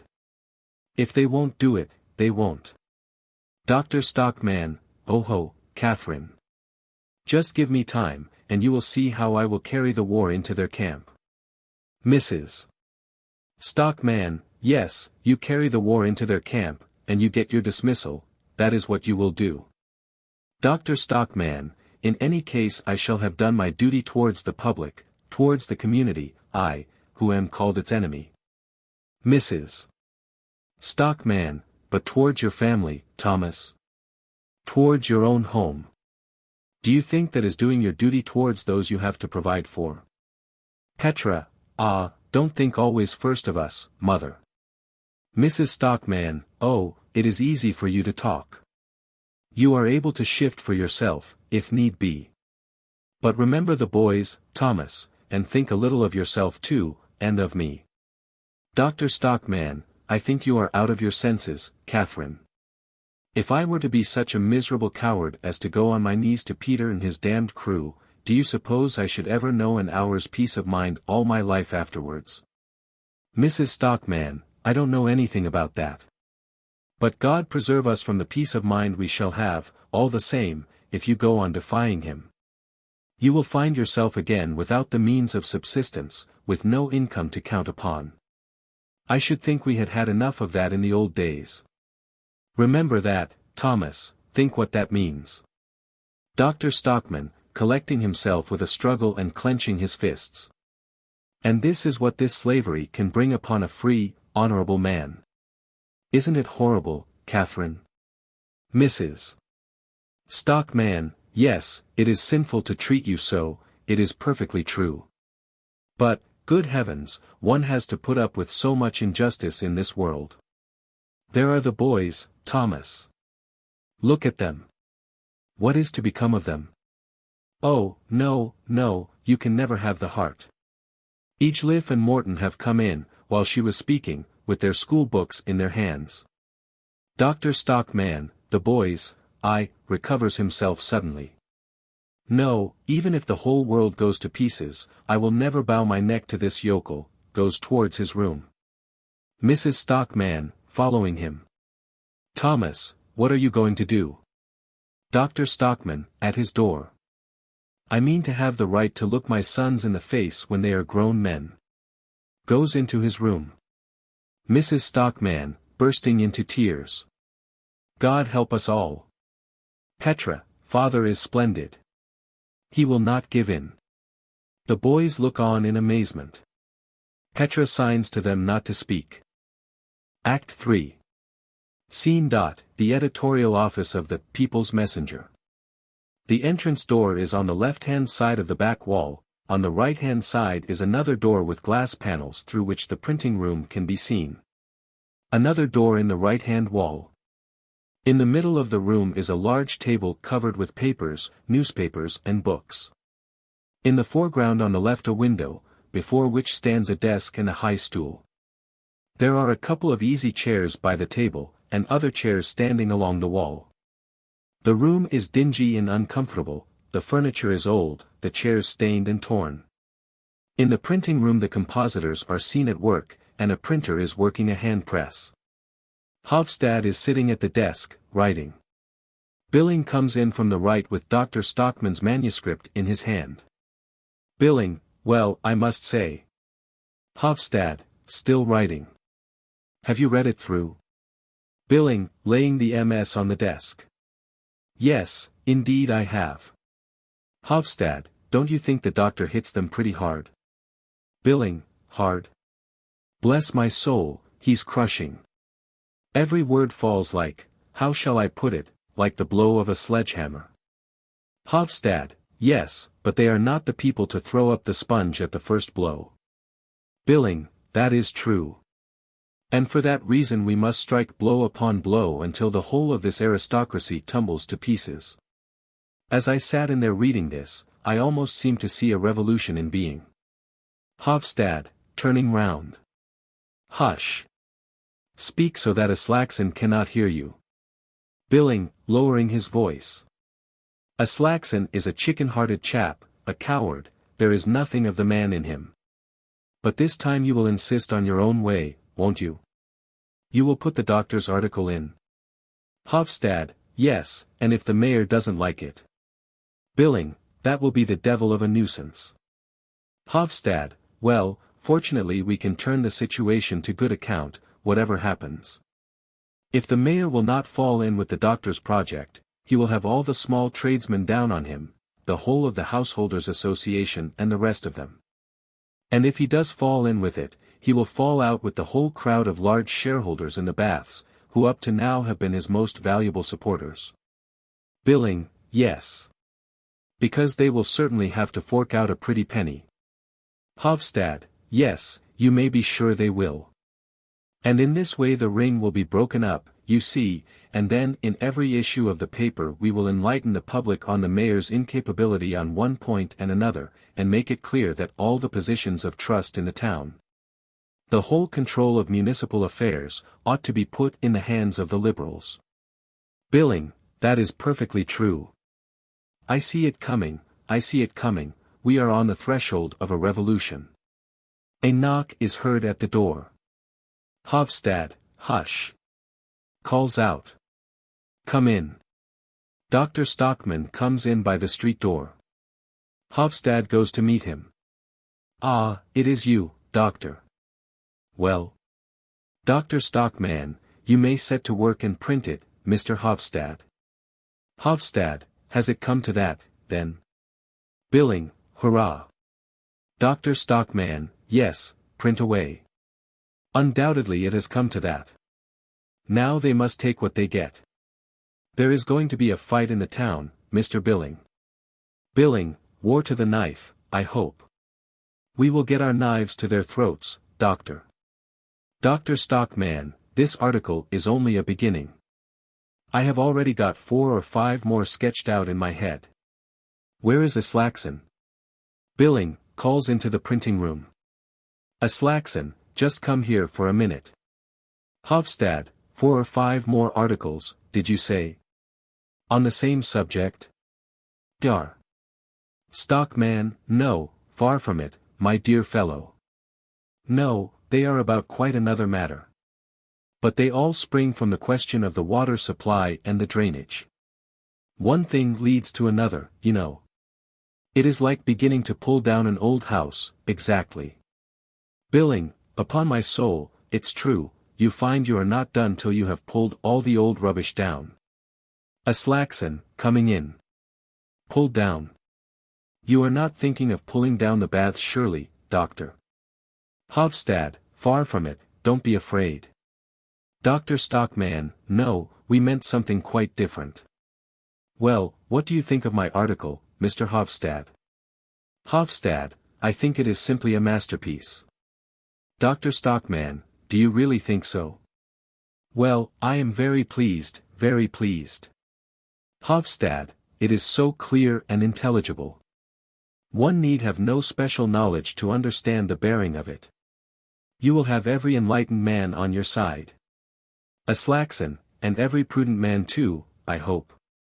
Billing, the prudent and the imprudent, almost the whole town. Aslaksen, in that case we may venture to print it. Dr. Stockmann, I should think so. Hovstad, we will put it in tomorrow morning. Dr. Stockmann, of course, you must not lose a single day. What I wanted to ask you, Mr. Aslaksen, was if you would supervise the printing of it yourself. Aslaksen, with pleasure. Dar. Stockmann, take care of it as if it were a treasure. No misprints, every word is important. I will look in again a little later, perhaps you will be able to let me see a proof. I can't tell you how eager I am to see it in print, and see it burst upon the public. Billing, burst upon them, yes, like a flash of lightning. Dr. Stockmann, and to have it submitted to the judgment of my intelligent fellow townsmen. You cannot imagine what I have gone through today. I have been threatened first with one thing and then with another, they have tried to rob me of my most elementary rights as a man. Billing, what? Your rights as a man. Dar. Stockmann, they have tried to degrade me, to make a coward of me, to force me to put personal interests before my most sacred convictions. Billing, that is too much, I'm damned if it isn't. Hovstad, oh, you mustn't be surprised at anything from that quarter. Dr. Stockmann, well, they will get the worst of it with me, they may assure themselves of that. I shall consider the People's Messenger my sheet anchor now, and every single day I will bombard them with one article after another, like bombshells. Aslaksen, yes, but. Billing, hurrah, it is war, it is war. Dar. Stockmann, I shall smite them to the ground, I shall crush them, I shall break down all their defenses, before the eyes of the honest public. That is what I shall do. Aslaksen, yes, but in moderation, doctor, proceed with moderation. Billing, not a bit of it, not a bit of it. Don't spare the dynamite. Dr. Stockmann, because it is not merely a question of water supply in drains now, you know. No, it is the whole of our social life that we have got to purify and disinfect. Billing, spoken like a deliverer. Dr. Stockmann, all the incapables must be turned out, you understand, and that in every walk of life. Endless vistas have opened themselves to my mind's eye today. I cannot see it all quite clearly yet, but I shall in time. Young and vigorous standard-bearers, those are what we need and must seek, my friends. We must have new men in command at all our outposts. Billing, hear, hear. Dr. Stockmann, we only need to stand by one another, and it will all be perfectly easy. The revolution will be launched like a ship that runs smoothly off the stocks. Don't you think so? Hovstad, for my part one think we have now a prospect of getting the municipal authority into the hands where it should lie. Aslaksen, and if only we proceed with moderation, I cannot imagine that there will be any risk. Dar.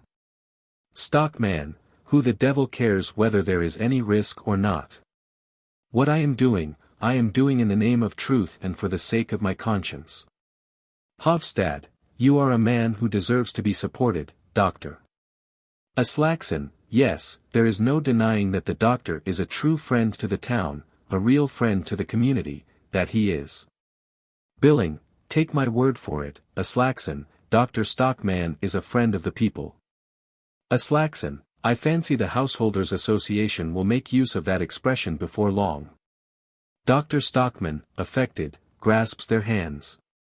Thank you, my dear staunch friends. It is very refreshing to me to hear you say that.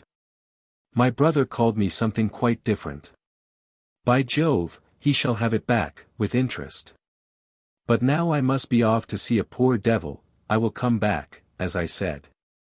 Keep a very careful eye on the manuscript, Aslaksen, and don't for worlds leave out any of my notes of exclamation. Rather put one or two more in. Capital, capital. Well, goodbye for the present, goodbye, goodbye. They show him to the door, and bow him out. Hovstad, he may prove an invaluably useful man to us. Aslaksen, yes, so long as he confines himself to this matter of the baths. But if he goes farther afield, I don't think it would be advisable to follow him. Hovstad, that all depends. Billing, you are so infernally timid, Aslaksen. Aslaksen, timid? Yes, when it is a question of the local authorities, I am timid, Mr. Billing, it is a lesson I have learned in the school of experience, let me tell you. But try me in higher politics, in matters that concern the government itself, and then see if I am timid. Billing, no, you aren't, I admit. But this is simply contradicting yourself. Aslaksen, I am a man with a conscience, and that is the whole matter.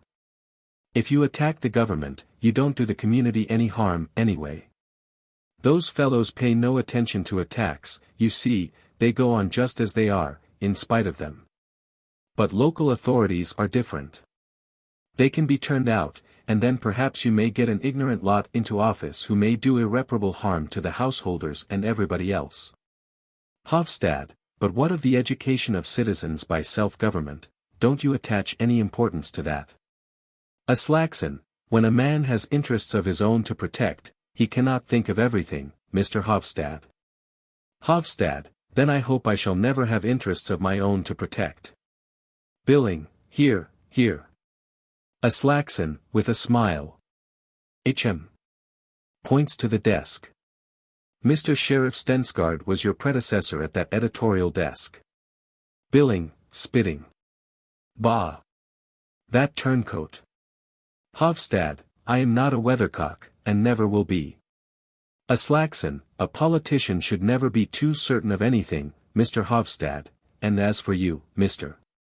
Billing, I should think it is time for you to be taking in a reef or two in your sails, seeing that you are applying for the post of secretary to the bench. Billing, I. Hovstad, are you, Billing? Billing, well, yes, but you must clearly understand I am only doing it to annoy the bigwigs. Aslaksen, anyhow, it is no business of mine. But if I am to be accused of timidity and of inconsistency in my principles, this is what I want to point out: my political past is an open book.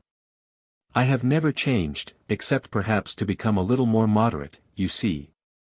My heart is still with the people, but I don't deny that my reason has a certain bias towards the authorities, the local ones, I mean. Goes into the printing room. Billing, oughtn't we to try and get rid of him, Hovstad? Hovstad, do you know anyone else who will advance the money for our paper and printing bill?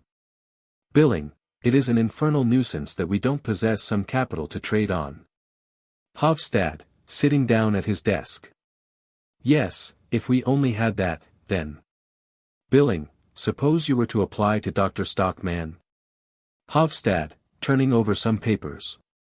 What is the use? He has got nothing.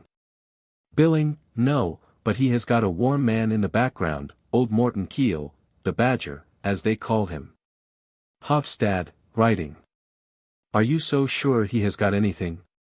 Billing, good Lord, of course he has. And some of it must come to the Stockmanns. Most probably he will do something for the children, at all events. Hovstad, turning half round. Are you counting on that? Billing, counting on it? Of course I am not counting on anything. Hovstad, that is right. And I should not count on the secretaryship to the bench either, if I were you, for I can assure you, you won't get it. Billing, do you think I am not quite aware of that? My object is precisely not to get it. A slight of that kind stimulates a man's fighting power, it is like getting a supply of fresh bile, and I am sure one needs that badly enough in a hole-and-corner place like this, where it is so seldom anything happens to stir one up. Hovstad, writing. Quite so, quite so. Billing, ah, I shall be heard of yet, now I shall go and write the appeal to the Householders' Association. Goes into the room on the right. Hovstad, sitting at his desk, biting his penholder, says slowly. Hm, that's it, is it? A knock is heard. Come in. Petra comes in by the outer door. Hovstad gets up. What, you, here? Petra, yes, you must forgive me. Hovstad, pulling a chair forward. Won't you sit down? Petra, no, thank you, I must go again in a moment. Hovstad, have you come with a message from your father, by any chance? Petra, no, I have come on my own account. Takes a book out of her coat pocket. Here is the English story. Hovstad, why have you brought it back? Petra, because I am not going to translate it. Hovstad, but you promised me faithfully. Petra, yes, but then I had not read it, I don't suppose you have read it either. Hovstad, no, you know quite well I don't understand English, but. Petra, quite so. That is why I wanted to tell you that you must find something else. Lays the book on the table. You can't use this for the People's Messenger. Hovstad, why not? Petra, because it conflicts with all your opinions. Hovstad, oh, for that matter. Petra, you don't understand me. The burden of this story is that there is a supernatural power that looks after the so-called good people in this world and makes everything happen for the best in their case, while all the so-called bad people are punished. Hovstad, well, but that is all right. That is just what our readers want. Petra, and are you going to be the one to give it to them? For myself, I do not believe a word of it. You know quite well that things do not happen so in reality. Hovstad, you are perfectly right, but an editor cannot always act as he would prefer. He is often obliged to bow to the wishes of the public in unimportant matters. Politics are the most important thing in life, for a newspaper, anyway. And if I want to carry my public with me on the path that leads to liberty and progress, I must not frighten them away. If they find a moral tale of this sort in the serial at the bottom of the page, they will be all the more ready to read what is printed above it, they feel more secure, as it were. Petra, for shame. You would never go and set a snare like that for your readers, you are not a spider. Hovstad, smiling. Thank you for having such a good opinion of me. No, as a matter of fact that is Billings' idea and not mine. Petra, Billings. Hovstad, yes. Anyway, he propounded that theory here one day. And it is Billing who is so anxious to have that story in the paper. I don't know anything about the book. Petra, but how can Billing, with his emancipated views? Hovstad, oh, Billing is a many-sided man. He is applying for the post of secretary to the bench, too, I hear. Petra, I don't believe it, Mr. Hovstad. How could he possibly bring himself to do such a thing? Hovstad, ah, you must ask him that. Petra, I should never have thought it of him. Hovstad, looking more closely at her. No. Does it really surprise you so much? Petra, yes. Or perhaps not altogether. Really, I don't quite know. Hovstad, we journalists are not much worth, Miss Stockmann. Petra, do you really mean that? Hovstad, I think so sometimes. Petra, yes, in the ordinary affairs of everyday life, perhaps.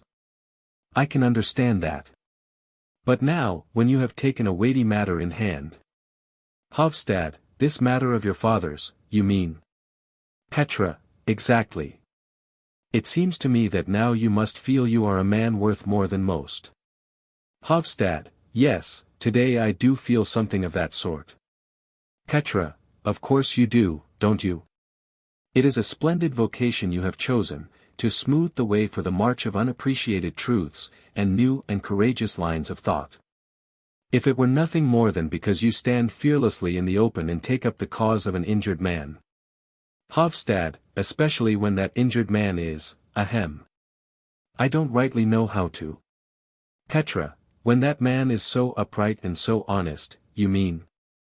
Hovstad, more gently. Especially when he is your father I meant. Petra, suddenly checked. That? Hovstad, yes, Petra, Miss Petra. Petra, is it that is first and foremost with you? Not the matter itself? Not the truth, not my father's big generous heart? Hovstad, certainly, of course, that too. Petra, no, thank you, you have betrayed yourself, Mr. Hovstad, and now I shall never trust you again in anything. Hovstad, can you really take it so amiss in me that it is mostly for your sake? Petra, what I am angry with you for, is for not having been honest with my father. You talk to him as if the truth and the good of the community were what lay nearest to your heart. You have made fools of both my father and me. You are not the man you made yourself out to be. And that I shall never forgive you, never. Hovstad, you ought not to speak so bitterly, Miss Petra, least of all now. Petra, why not now, especially? Hovstad, because your father cannot do without my help. Petra, looking him up and down. Are you that sort of man too? For shame. Hovstad, no, no, I am not. This came upon me so unexpectedly, you must believe that. Petra, I know what to believe. Goodbye. Aslaksen, coming from the printing room, hurriedly and with an air of mystery. Damnation, Hovstad, sees Petra. Oh, this is awkward. Petra, there is the book, you must give it to someone else. Goes towards the door. Hovstad, following her. But, Miss Stockmann. Petra, goodbye. Goes out. Aslaksen, I say, Mr. Hovstad. Hovstad, well, what is it? Aslaksen, the mayor is outside in the printing room. Hovstad, the mayor, did you say? Aslaksen, yes, he wants to speak to you. He came in by the back door, didn't want to be seen, you understand. Hovstad, what can he want? Wait a bit, I will go myself. Goes to the door of the printing room, opens it, bows and invites Peter Stockmann in. Just see, Aslaksen, that no one. Aslaksen, quite so. Goes into the printing room. Peter Stockmann, you did not expect to see me here, Mr. Hovstad? Hovstad, no, I confess I did not. Peter Stockmann, looking round. You are very snug in here, very nice indeed. Hovstad, oh. Peter Stockmann, and here I come, without any notice, to take up your time. Hovstad, by all means, Mr. Mayor. I am at your service. But let me relieve you of your, takes Stockmann's hat and stick and puts them on a chair. Won't you sit down? Peter Stockmann, sitting down by the table. Thank you. Hovstad sits down. I have had an extremely annoying experience today, Mr. Hovstad. Hovstad, really? Ah well, I expect with all the various business you have to attend to. Peter Stockmann, the medical officer of the baths, is responsible for what happened today. Hovstad, indeed. The doctor. Peter Stockmann, he has addressed a kind of report to the baths committee on the subject of certain supposed defects in the baths. Hovstad, has he indeed? Peter Stockmann, yes, has he not told you? I thought he said. Hovstad, ah, yes, it is true he did mention something about. Aslaksen, coming from the printing room. I ought to have that copy. Hovstad, angrily. Ahem, there it is on the desk.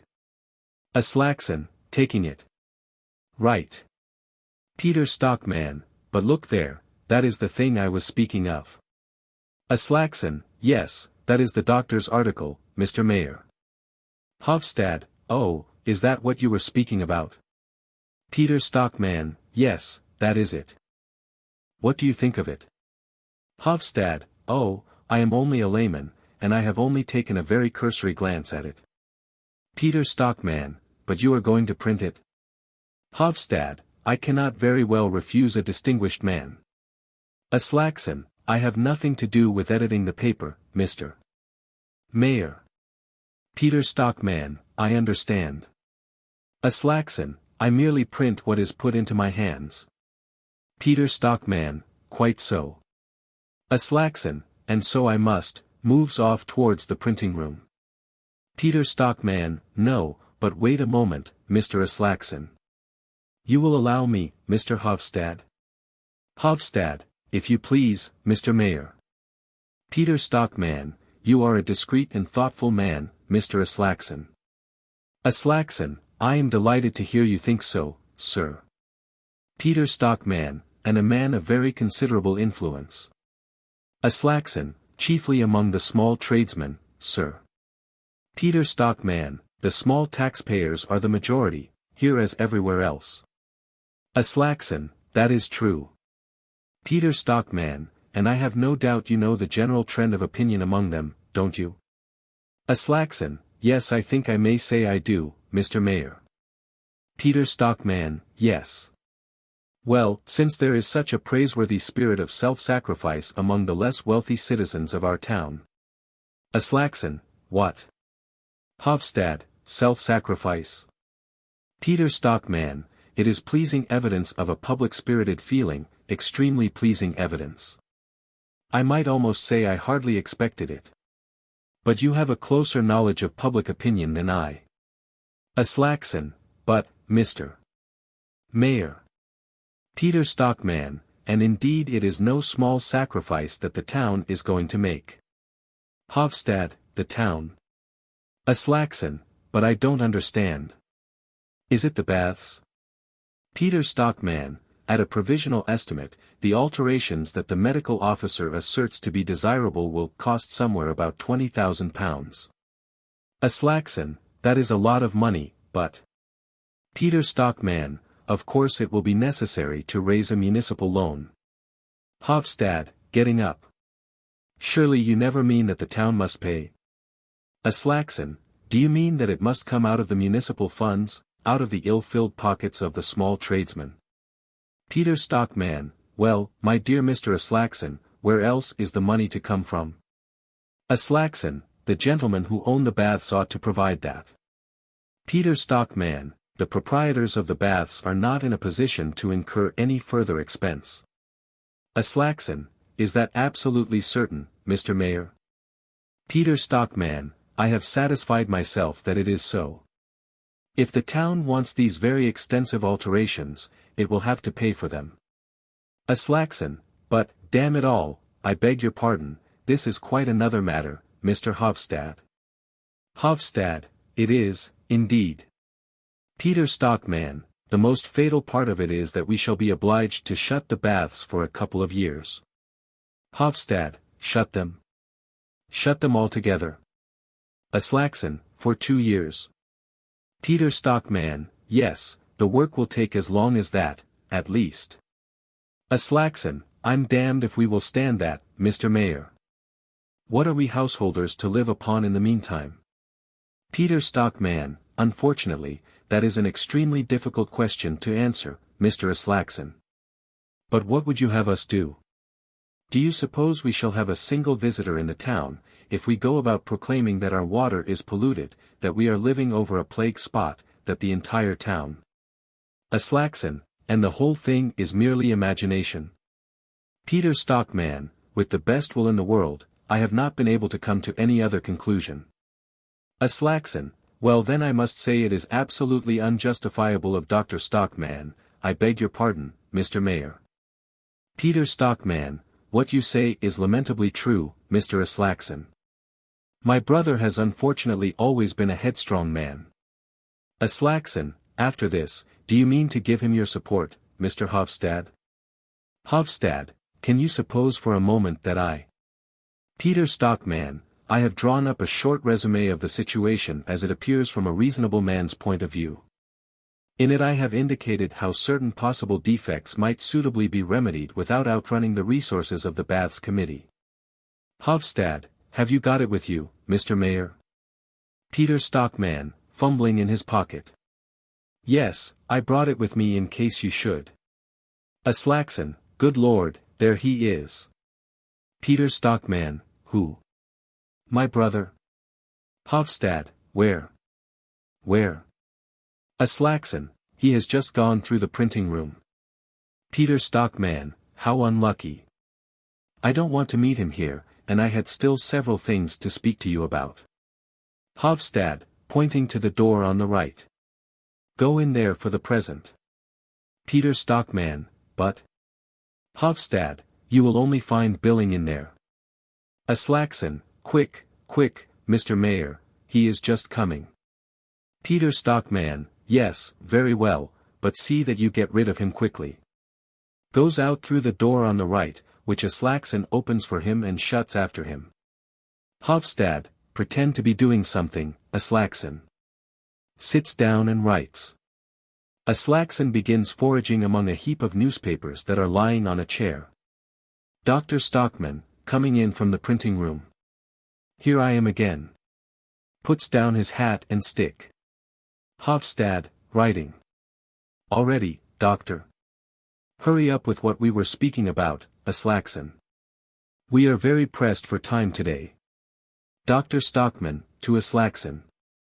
No proof for me to see yet, I hear. Aslaksen, without turning round. You couldn't expect it yet, doctor. Dr. Stockmann, no, no, but I am impatient, as you can understand. I shall not know a moment's peace of mind until I see it in print. Hovstad, H.M. It will take a good while yet, won't it, Aslaksen? Aslaksen, yes, I am almost afraid it will. Dr. Stockmann, all right, my dear friends, I will come back. I do not mind coming back twice if necessary. A matter of such great importance, the welfare of the town at stake, it is no time to shirk trouble, is just going, but stops and comes back. Look here, there is one thing more I want to speak to you about. Hovstad, excuse me, but could it not wait till some other time? Dr. Stockmann, I can tell you in half a dozen words. It is only this. When my article is read tomorrow and it is realized that I have been quietly working the whole winter for the welfare of the town. Hovstad, yes but, Dr. Stockmann, I know what you are going to say. You don't see how on earth it was any more than my duty, my obvious duty as a citizen. Of course it wasn't, I know that as well as you. But my fellow citizens, you know. Good Lord, think of all the good souls who think so highly of me. Aslaksen, yes, our townsfolk have had a very high opinion of you so far, Dr. Stockmann, yes, and that is just why I am afraid they. Well, this is the point. When this reaches them, especially the poorer classes, and sounds in their ears like a summons to take the town's affairs into their own hands for the future. Hovstad, getting up. Ahem, doctor, I won't conceal from you the fact. Dar. Stockmann, I knew there was something in the wind. But I won't hear a word of it. If anything of that sort is being set on foot. Hovstad, of what sort? Dar. Stockmann, well, whatever it is, whether it is a demonstration in my honor, or a banquet, or a subscription list for some presentation to me, whatever it is, you most promise me solemnly and faithfully to put a stop to it. You too, Mr. Aslaksen. Do you understand? Hovstad, you must forgive me, doctor, but sooner or later we must tell you the plain truth. He is interrupted by the entrance of Miss Stockmann, who comes in from the street door. Mrs. Stockmann, seeing her husband. Just as I thought. Hovstad, going towards her. You too, Mrs. Stockmann. Dr. Stockmann, what on earth do you want here, Catherine? Mrs. Stockmann, I should think you know very well what I want. Hovstad, won't you sit down? Or perhaps. Mrs. Stockmann, no, thank you, don't trouble. And you must not be offended at my coming to fetch my husband, I am the mother of 3 children, you know. Dr. Stockmann, nonsense, we know all about that. Mrs. Stockmann, well, one would not give you credit for much thought for your wife and children today. If you had had that, you would not have gone and dragged us all into misfortune. Dr. Stockmann, are you out of your senses, Catherine? Because a man has a wife and children, is he not to be allowed to proclaim the truth? Is he not to be allowed to be an actively useful citizen? Is he not to be allowed to do a service to his native town? Mrs. Stockmann, yes, Thomas, in reason. Aslaksen, just what I say. Moderation in everything. Mrs. Stockmann, and that is why you wrong us, Mr. Hovstad, in enticing my husband away from his home and making a dupe of him in all this. Hovstad, I certainly am making a dupe of no one. Dar. Stockmann, making a dupe of me. Do you suppose I should allow myself to be duped? Mrs. Stockmann, it is just what you do. I know quite well you have more brains than anyone in the town, but you are extremely easily duped, Thomas. To Hovstad. Please do realize that he loses his post at the baths if you print what he has written. Aslaksen, what? Hovstad, look here, doctor. Dr. Stockmann, laughing. Just let them try. No, they will take good care not to. I have got the compact majority behind me, let me tell you. Mrs. Stockmann, yes, that is just the worst of it, you're having any such horrid thing behind you. Dr. Stockmann, rubbish, Catherine. Go home and look after your house and leave me to look after the community. How can you be so afraid, when I am so confident and happy? Walks up and down, rubbing his hands. Truth and the people will win the fight, you may be certain. I see the whole of the broad-minded middle class marching like a victorious army. Stops beside a chair. What the deuce is that lying there? Aslaksen, good lord. Hovstad, ahem. Dr. Stockmann, here we have the topmost pinnacle of authority. Takes the mayor's official hat carefully between his fingertips and holds it up in the air. Mrs. Stockmann, the mayor's hat. Dr. Stockmann, and here is the staff of office too. How in the name of all that's wonderful? Hovstad, well, you see. Dr. Stockmann, oh, I understand. He has been here trying to talk you over. He made rather a mistake there. And as soon as he caught sight of me in the printing room, bursts out laughing. Did he run away, Mr. Aslaksen? Aslaksen, hurriedly. Yes, he ran away, Doctor. Dr. Stockmann ran away without his stick or his fiddlesticks. Peter doesn't run away and leave his belongings behind him. But what the deuce have you done with him? Ah. In there, of course. Now you shall see, Catherine. Mrs. Stockmann, Thomas, please don't. Aslaksen, don't be rash, Doctor. Dr. Stockmann has put on the mayor's hat and taken his stick in his hand. He goes up to the door, opens it, and stands with his hand to his hat at the salute. Peter Stockmann comes in, red with anger. Billing follows him. Peter Stockmann, what does this tomfoolery mean? Dr. Stockmann, be respectful, my good Peter. I am the chief authority in the town now. Walks up and down. Mrs. Stockmann, almost in tears. Really, Thomas. Peter Stockmann, following him about. Give me my hat and stick. Dr. Stockmann, in the same tone as before. If you are chief constable, let me tell you that I am the mayor, I am the master of the whole town, please understand. Peter Stockmann, take off my hat, I tell you. Remember it is part of an official uniform. Dr. Stockmann, pooh.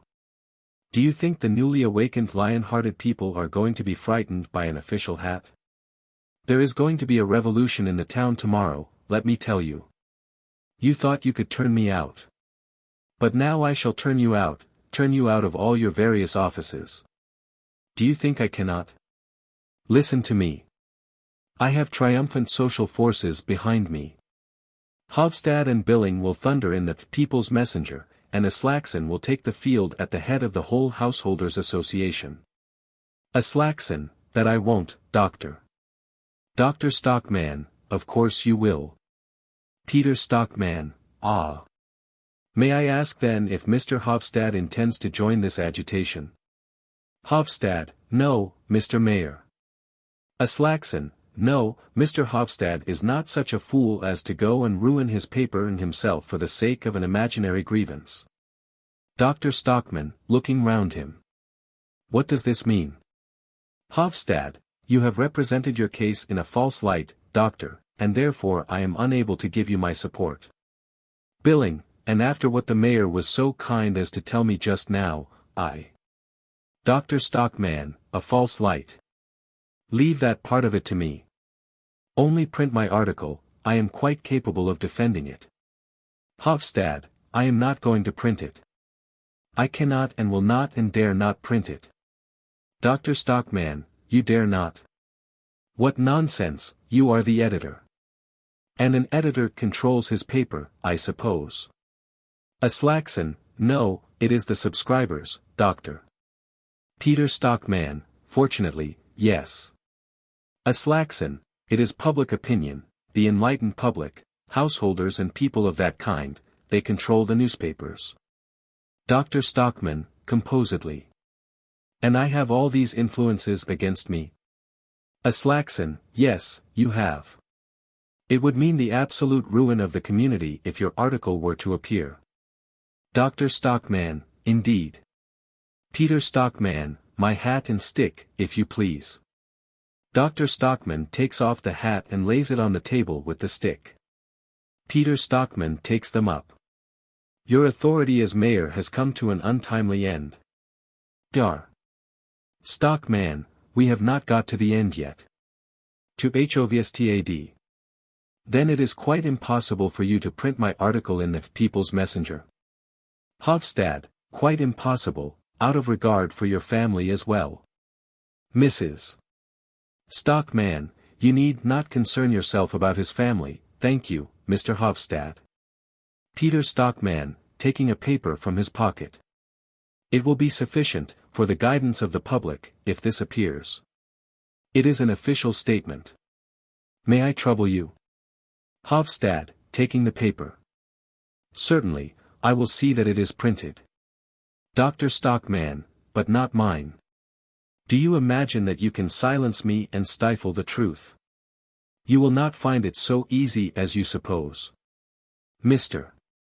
Aslaksen, kindly take my manuscript at once and print it as a pamphlet, at my expense.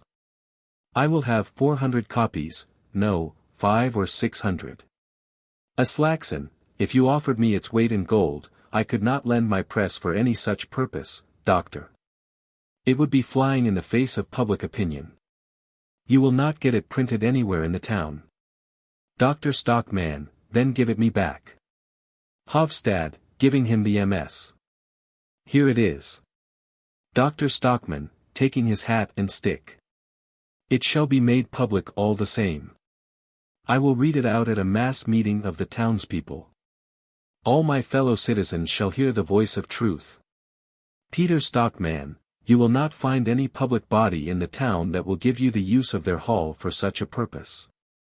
Aslaksen, not a single one, I am certain. Billing, no, I'm damned if you will find one. Mrs. Stockmann, but this is too shameful. Why should everyone turn against you like that?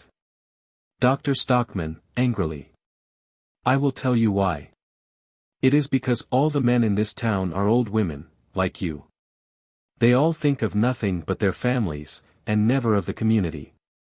Mrs. Stockmann, putting her arm into his. Then I will show them that an old woman can be a man for once. I am going to stand by you, Thomas. Dar. Stockmann, bravely said, Catherine. It shall be made public, as I am a living soul. If I can't hire a hall, I shall hire a drum, and parade the town with it and read it at every street corner. Peter Stockmann, you are surely not such an arrant fool as that. Dr. Stockmann, yes, I am. Aslaksen, you won't find a single man in the whole town to go with you. Billing, no, I'm damned if you will. Mrs. Stockmann, don't give in, Thomas. I will tell the boys to go with you. Dr. Stockmann, that is a splendid idea. Mrs. Stockmann, Morten will be delighted, and each lift will do whatever he does. Dr. Stockmann, yes, and Petra, and you too, Catherine. Mrs. Stockmann, no, I won't do that, but I will stand at the window and watch you, that's what I will do. Dr. Stockmann, puts his arms round her and kisses her. Thank you, my dear. Now you and I are going to try a fall, my fine gentleman. I am going to see whether a pack of cowards can succeed in gagging a patriot who wants to purify society. He and his wife go out by the street door. Peter Stockmann, shaking his head seriously. Now he has sent her out of her senses, too. Act 4. Scene. A big old-fashioned room in Captain Horster's house. At the back folding doors, which are standing open, lead to an anteroom. 3 windows in the left-hand wall. In the middle of the opposite wall a platform has been erected. On this is a small table with 2 candles, a water bottle and glass, and a bell. The room is lit by lamps placed between the windows. In the foreground on the left there is a table with candles and a chair. To the right is a door and some chairs standing near it. The room is nearly filled with a crowd of townspeople of all sorts, a few women and schoolboys being amongst them. People are still streaming in from the back, and the room is soon filled. First citizen, meeting another. Hello, Lamstad. You here too? Second citizen, I go to every public meeting, I do. Third citizen, brought your whistle too, I expect. Second citizen, I should think so. Haven't you? Third citizen, rather. And old Evanson said he was going to bring a cow horn, he did. Second citizen, good old Evanson. Laughter among the crowd. Fourth citizen, coming up to them. I say, tell me what is going on here tonight. Second citizen, Dr. Stockmann is going to deliver an address attacking the mayor. Fourth citizen, but the mayor is his brother. First citizen, that doesn't matter, Dr. Stockmann's not the chap to be afraid. Peter Stockmann, for various reasons, which you will easily understand, I must beg to be excused. But fortunately we have amongst us a man who I think will be acceptable to you all. I refer to the president of the Householders Association, Mr. Aslaksen. Several voices, yes, Aslaksen. Bravo Aslaksen. Dr. Stockmann takes up his MS and walks up and down the platform.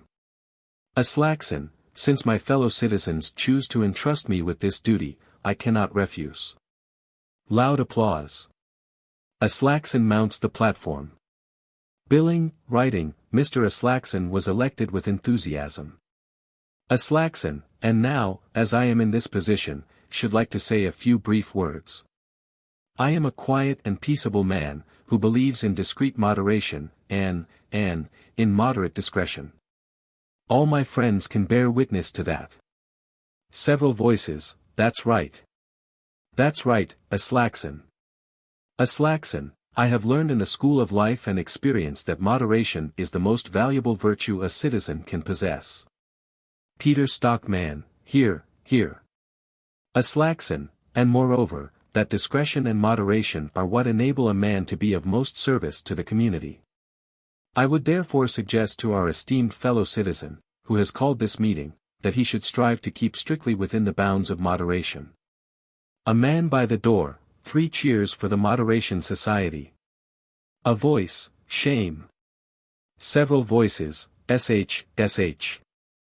Aslaksen, no interruptions, gentlemen, please. Does anyone wish to make any remarks?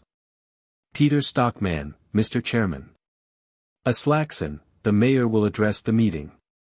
Peter Stockmann, in consideration of the close relationship in which, as you all know, I stand to the present medical officer of the baths, I should have preferred not to speak this evening. But my official position with regard to the baths and my solicitude for the vital interests of the town compel me to bring forward a motion. I venture to presume that there is not a single one of our citizens present who considers it desirable that unreliable and exaggerated accounts of the sanitary condition of the baths and the town should be spread abroad. Several voices, no. Certainly not. We protest against it. Peter Stockmann, therefore, I should like to propose that the meeting should not permit the medical officer either to read or to comment on his proposed lecture. Dr. Stockmann, impatiently. Not permit. What the devil? Mrs. Stockmann, coughing. Ahem. Dr. Stockmann, collecting himself. Very well, go ahead. Peter Stockmann, in my communication to the People's Messenger, I have put the essential facts before the public in such a way that every fair-minded citizen can easily form his own opinion. From it you will see that the main result of the medical officer's proposals, apart from their constituting a vote of censure on the leading men of the town, would be to saddle the ratepayers with an unnecessary expenditure of at least some thousands of pounds. Sounds of disapproval among the audience, and some catcalls. Aslaksen, ringing his bell. Silence, please, gentlemen.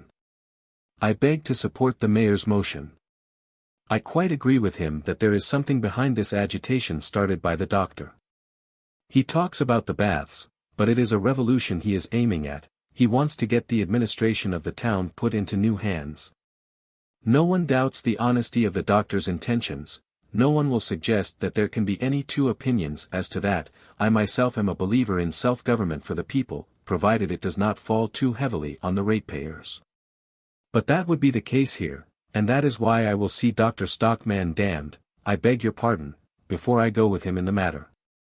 You can pay too dearly for a thing sometimes, that is my opinion. Loud applause on all sides. Hovstad, I, too, feel called upon to explain my position.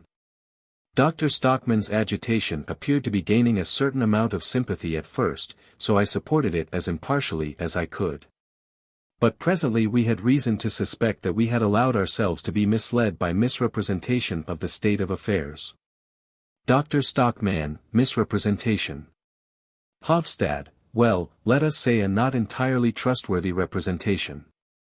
The mayor's statement has proved that. I hope no one here has any doubt as to my liberal principles. The attitude of the people's messenger towards important political questions is well known to everyone. But the advice of experienced and thoughtful men has convinced me that in purely local matters a newspaper ought to proceed with a certain caution.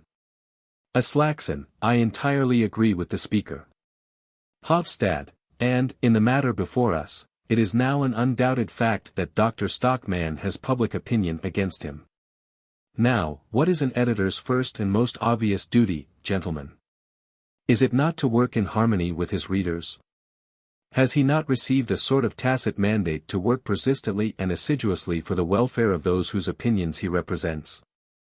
Or is it possible I am mistaken in that? Voices from the crowd, no, no. You are quite right.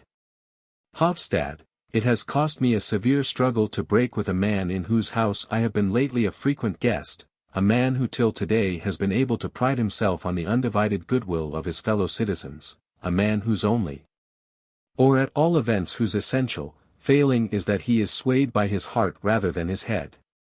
A few scattered voices, that is true. Bravo, Stockmann.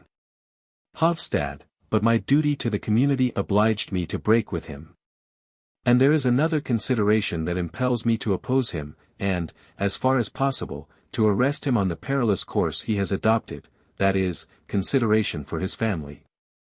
Dr. Stockmann, please stick to the water supply and drainage. Hovstad, consideration, I repeat, for his wife and his children for whom he has made no provision. Morten, is that us, mother? Mrs. Stockmann, hush. Aslaksen, I will now put the mayor's proposition to the vote. Dar. Stockmann, there is no necessity. Tonight I have no intention of dealing with all that filth down at the baths. No, I have something quite different to say to you. Peter Stockmann, aside. What is coming now? A drunken man, by the entrance door. I am a ratepayer. And therefore, I have a right to speak too. And my entire, firm, inconceivable opinion is. A number of voices, be quiet, at the back there. Others, he is drunk. Turn him out. They turn him out. Dar. Stockmann, am I allowed to speak? Aslaksen, ringing his bell. Dr. Stockmann will address the meeting. Dr. Stockmann, I should like to have seen anyone, a few days ago, dare to attempt to silence me as has been done tonight. I would have defended my sacred rights as a man, like a lion. But now it is all one to me, I have something of even weightier importance to say to you. The crowd presses nearer to him, Morten Kiil conspicuous among them. Dr. Stockmann, continuing.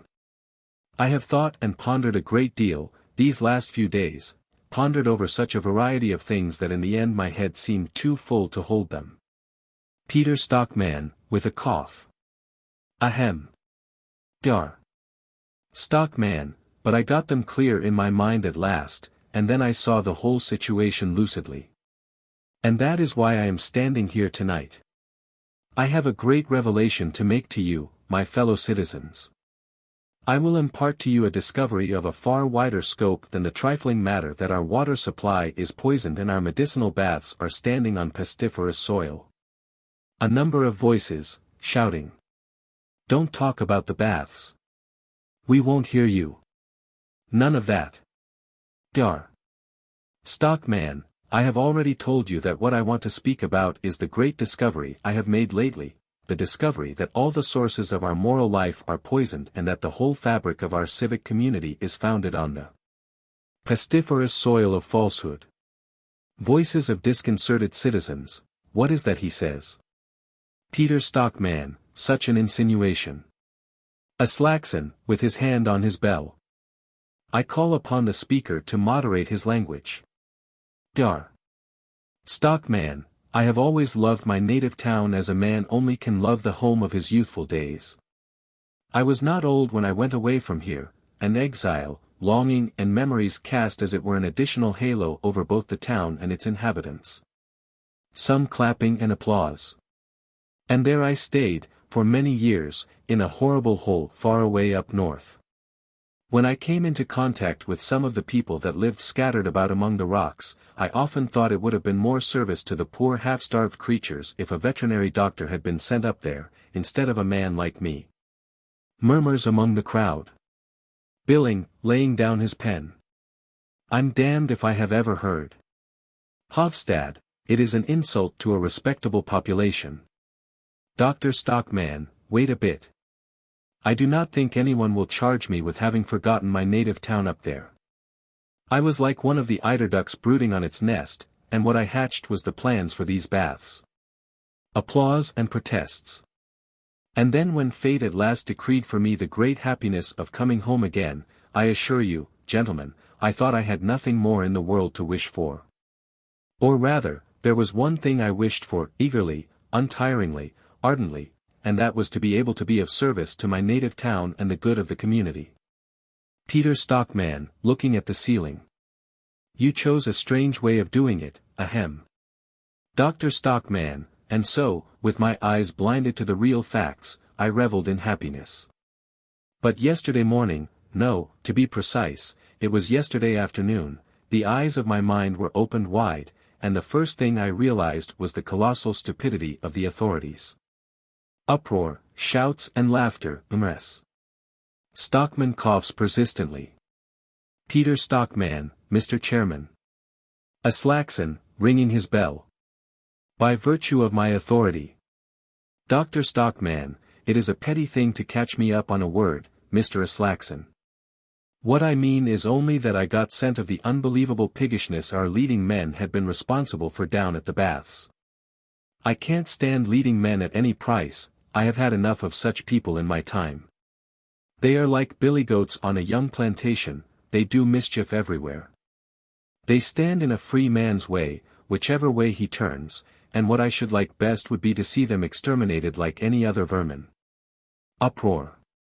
Peter Stockmann, Mr. Chairman, can we allow such expressions to pass? Aslaksen, with his hand on his bell. Doctor. Dar. Stockmann, I cannot understand how it is that I have only now acquired a clear conception of what these gentry are. When I had almost daily before my eyes in this town such an excellent specimen of them, my brother Peter, slow-witted and hidebound in prejudice. Laughter, uproar and hisses.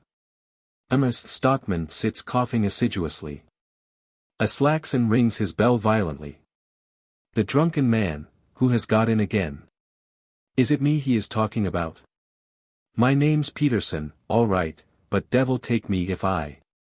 Angry voices, turn out that drunken man. Turn him out. He is turned out again. Peter Stockmann, who was that person? First citizen, I don't know who he is, Mr. Mayor.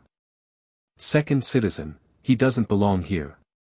Third citizen, I expect he is a navvy from over at, the rest is inaudible. Aslaksen, he had obviously had too much beer. Proceed, doctor, but please strive to be moderate in your language. Dar. Stockmann, very well, gentlemen, I will say no more about our leading men. And if anyone imagines, from what I have just said, that my object is to attack these people this evening, he is wrong, absolutely wide of the mark. For I cherish the comforting conviction that these parasites, all these venerable relics of a dying school of thought, are most admirably paving the way for their own extinction, they need no doctor's help to hasten their end.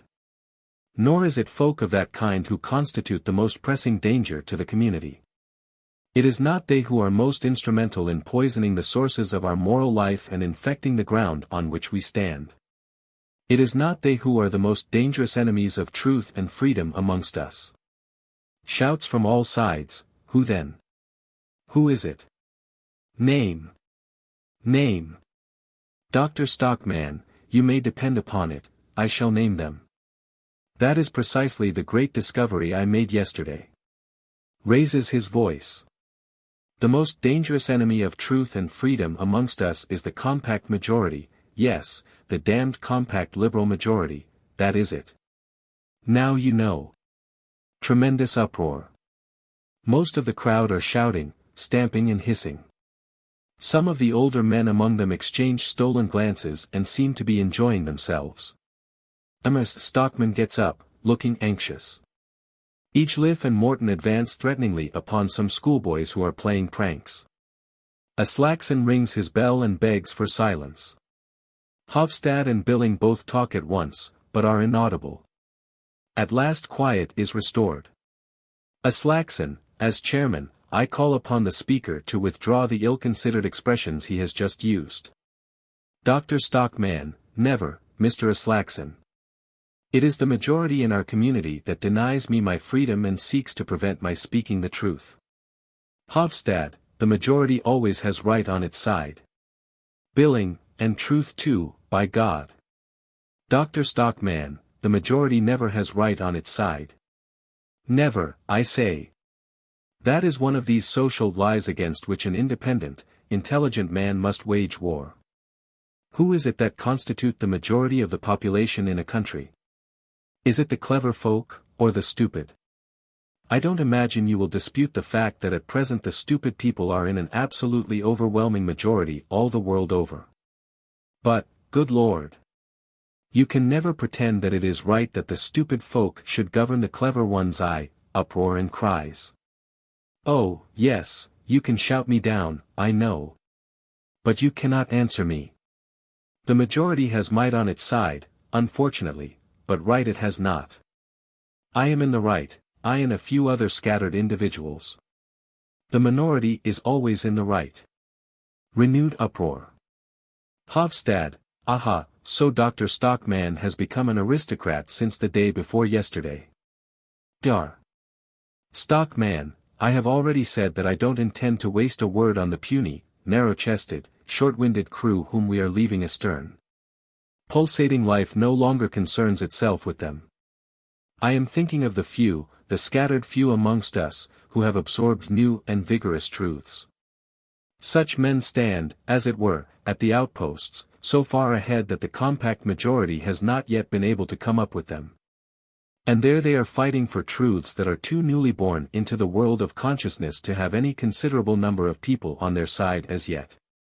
Hovstad, so the doctor is a revolutionary now. Dar. Stockmann, good heavens, of course I am, Mr. Hovstad.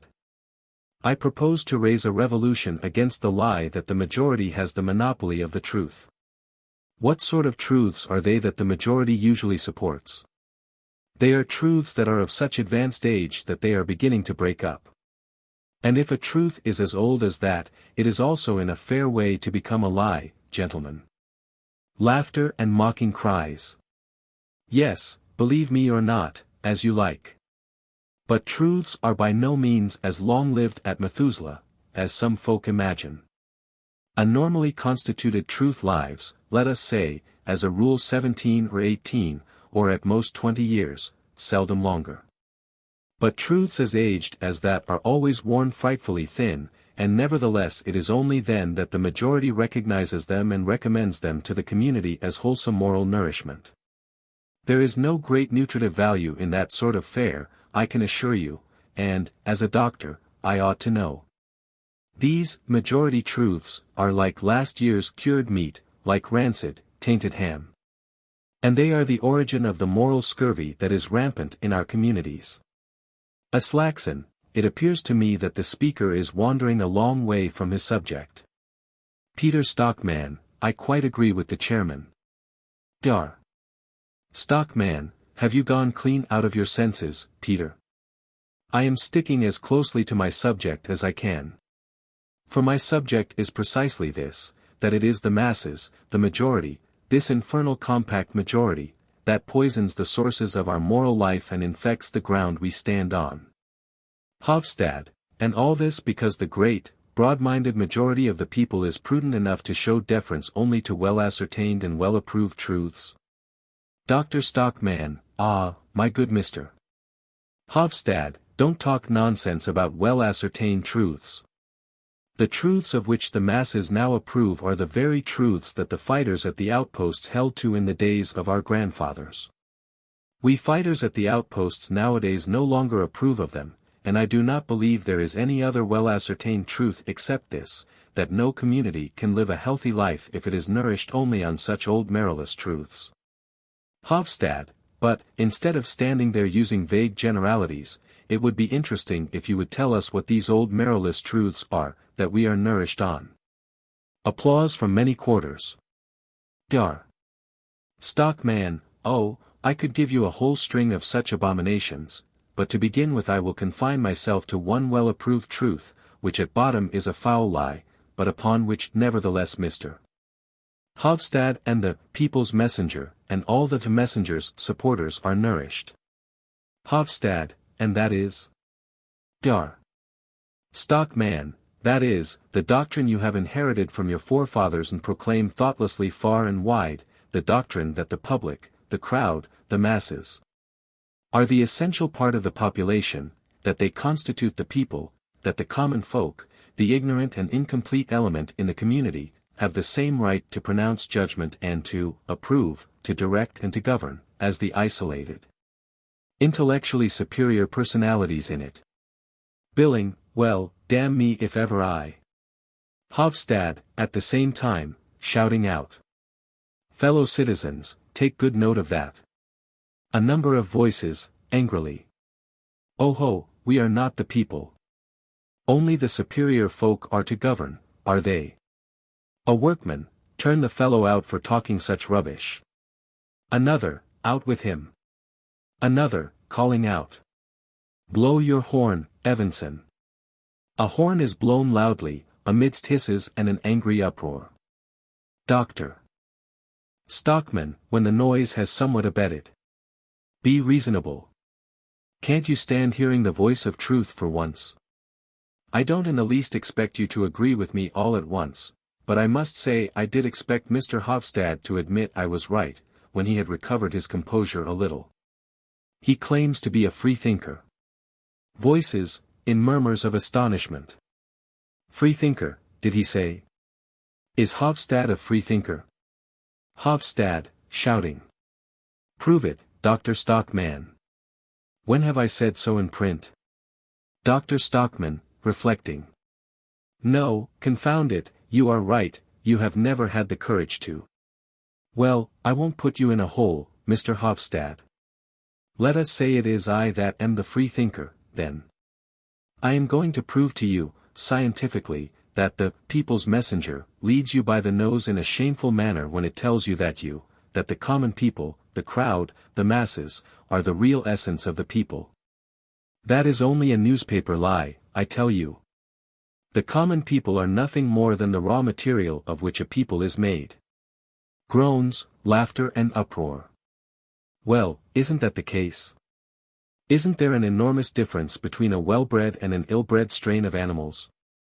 Take, for instance, a common barn-door hen. What sort of eating do you get from a shriveled-up old scrag of a fowl like that? Not much, do you? And what sort of eggs does it lay? A fairly good crow or a raven can lay pretty nearly as good an egg. But take a well-bred Spanish or a Japanese hen, or a good pheasant or a turkey, then you will see the difference. Or take the case of dogs, with whom we humans are on such intimate terms. Think first of an ordinary common cur, I mean one of the horrible, coarse-haired, low-bred curs that do nothing but run about the streets and befoul the walls of the houses. Compare one of these curs with a poodle whose sires for many generations have been bred in a gentleman's house, where they have had the best of food and had the opportunity of hearing soft voices and music.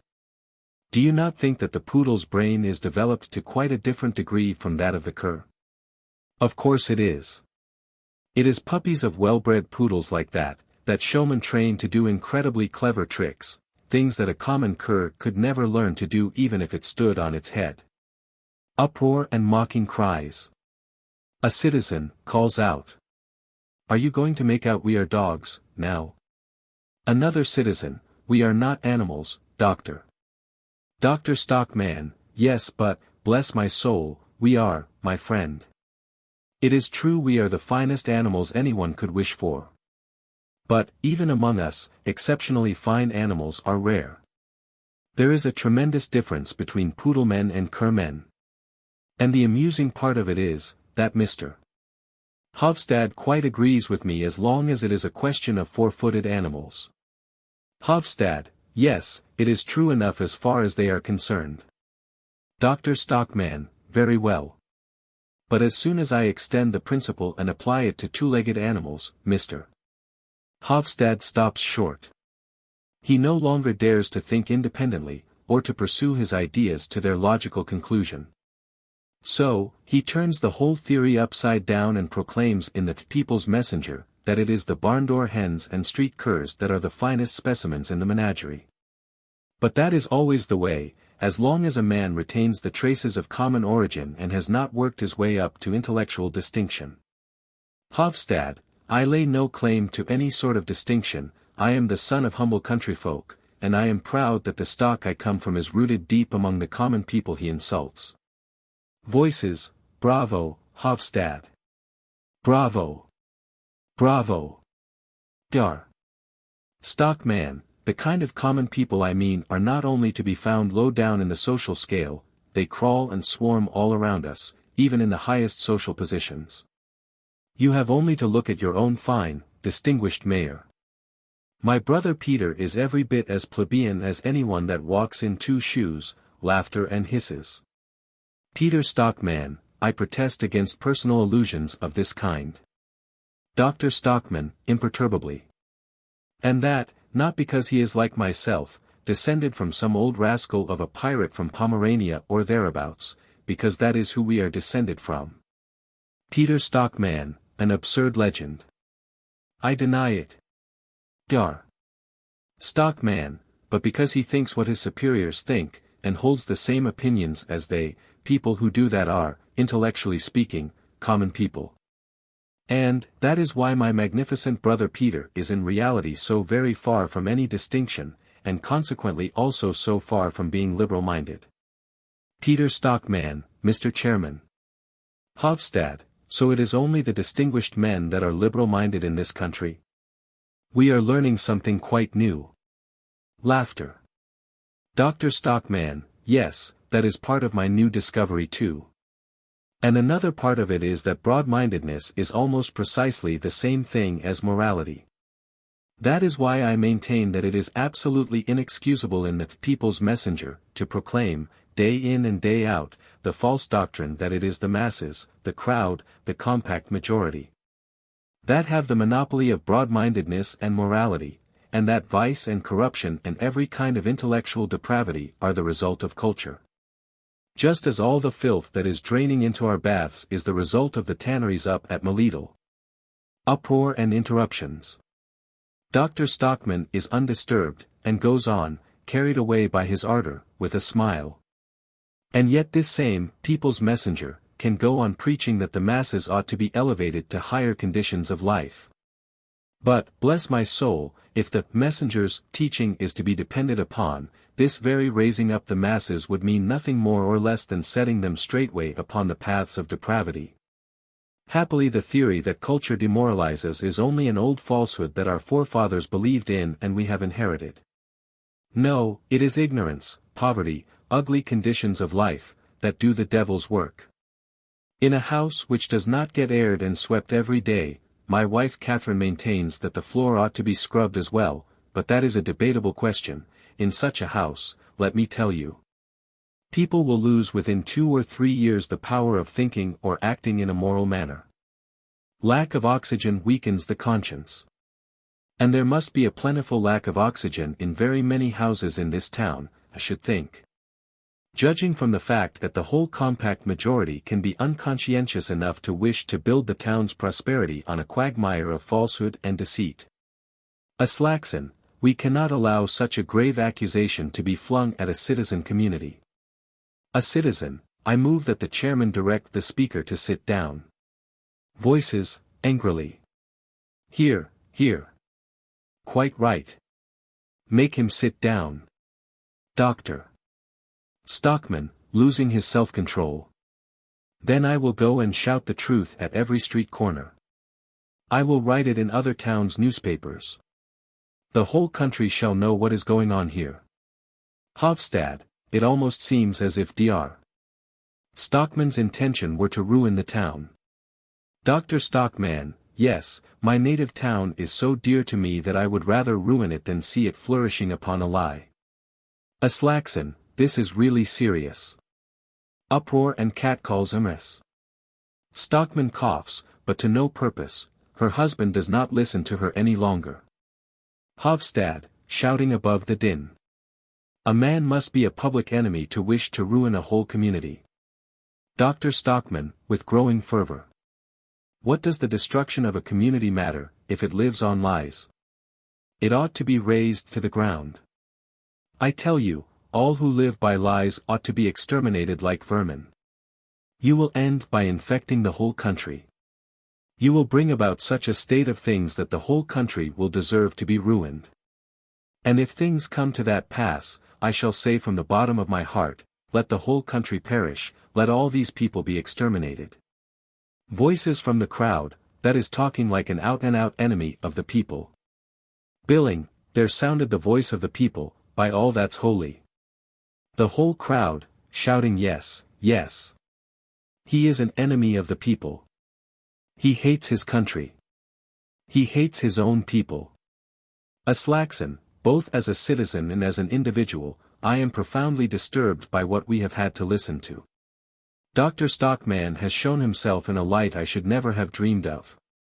I am unhappily obliged to subscribe to the opinion which I have just heard my estimable fellow citizens utter, and I propose that we should give expression to that opinion in a resolution. I propose a resolution as follows. This meeting declares that it considers Dr. Thomas Stockman, medical officer of the baths, to be an enemy of the people. A storm of cheers and applause. A number of men surround the doctor and hiss him. Mrs. Stockman and Petra have got up from their seats. Morten and Kiil are fighting the other schoolboys for hissing, some of their elders separate them. Dr. Stockman, to the men who are hissing him. Oh, you fools! I tell you that. Aslaksen, ringing his bell. We cannot hear you now, doctor. A formal vote is about to be taken, but, out of regard for personal feelings, it shall be by ballot and not verbal. Have you any clean paper, Mr. Billing? Billing, I have both blue and white here. Aslaksen, going to him. That will do nicely, we shall get on more quickly that way. Cut it up into small strips, yes, that's it. To the meeting.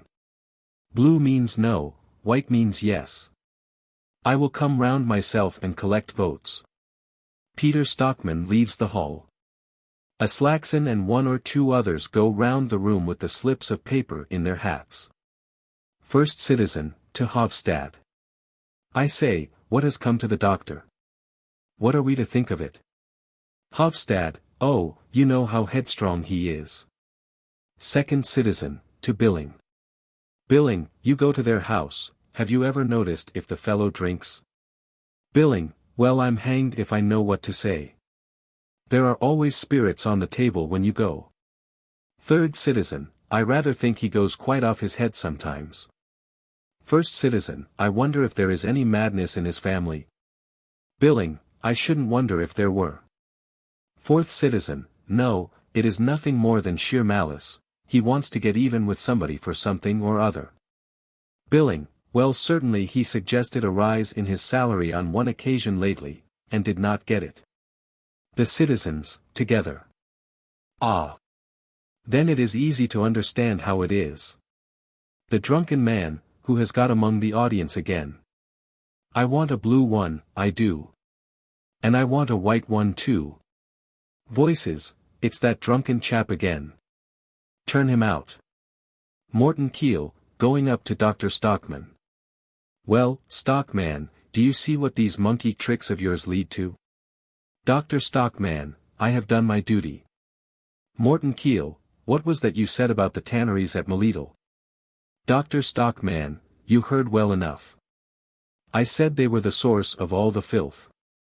Morten Kiil, my tannery too. Dr. Stockmann, unfortunately your tannery is by far the worst. Morten Kiil, are you going to put that in the papers? Dr. Stockmann, I shall conceal nothing. Morten Kiil, that may cost you dearly, Stockmann. Goes out. A stout man, going up to Captain Hovstad, without taking any notice of the ladies. Well, Captain, so you lend your house to enemies of the people? Hovstad, I imagine I can do what I like with my own possessions, Mr. Vic. The stout man, then you can have no objection to my doing the same with mine. Hovstad, what do you mean, sir? The stout man, you shall hear from me in the morning. Turns his back on him and moves off. Petra, was that not your owner, Captain Hovstad? Hovstad, yes, that was Mr. Vic the shipowner. Aslaksen, with the voting papers in his hands, gets up onto the platform and rings his bell. Gentlemen, allow me to announce the result. By the votes of every one here except one person. A young man, that is the drunk chap. Aslaksen, by the votes of everyone here except a tipsy man, this meeting of citizens declares Dr. Thomas Stockmann to be an enemy of the people. Shouts and applause. 3 cheers for our ancient and honorable citizen community. Renewed applause. 3 cheers for our able and energetic mayor, who has so loyally suppressed the promptings of family feeling. Cheers. The meeting is dissolved. Gets down. Billing, 3 cheers for the chairman. The whole crowd, 3 cheers for Aslaksen. Hurrah! Dr. Stockmann, my hat and coat, Petra. Captain, have you room on your ship for passengers to the New World? Hovstad, for you and yours we will make room, Doctor. Dr. Stockmann, as Petra helps him into his coat, good. Come, Catherine. Come, boys. Mrs. Stockmann, in an undertone. Thomas, dear, let us go out by the back way. Dr. Stockmann, no back ways for me, Catherine, raising his voice. You will hear more of this enemy of the people, before he shakes the dust off his shoes upon you. I am not so forgiving as a certain person, I do not say, I forgive you, for ye know not what ye do. Aslaksen, shouting. That is a blasphemous comparison, Dr. Stockmann. Billing, it is, by God. It's dreadful for an earnest man to listen to. A coarse voice, threatens us now, does he? Other voices, excitedly. Let's go and break his windows. Duck him in the fjord. Another voice, blow your horn, Evanson. Pip, pip. Horn blowing, hisses, and wild cries. Dr. Stockmann goes out through the hall with his family, Hovstad elbowing a way for them. The whole crowd, howling after them as they go. Enemy of the people. Enemy of the people. Billing, as he puts his papers together. Well, I'm damned if I go and drink toddy with the Stockmanns tonight. The crowd press towards the exit. The uproar continues outside. Shouts of enemy of the people are heard from without. Act V. Scene. Dr. Stockmann's study. Bookcases and cabinets containing specimens line the walls. At the back is a door leading to the hall, in the foreground on the left, a door leading to the sitting room. In the right-hand wall are 2 windows, of which all the panes are broken. The doctor's desk, littered with books and papers, stands in the middle of the room, which is in disorder. It is morning. Dr. Stockmann in dressing gown, slippers and a smoking cap, is bending down and raking with an umbrella under one of the cabinets.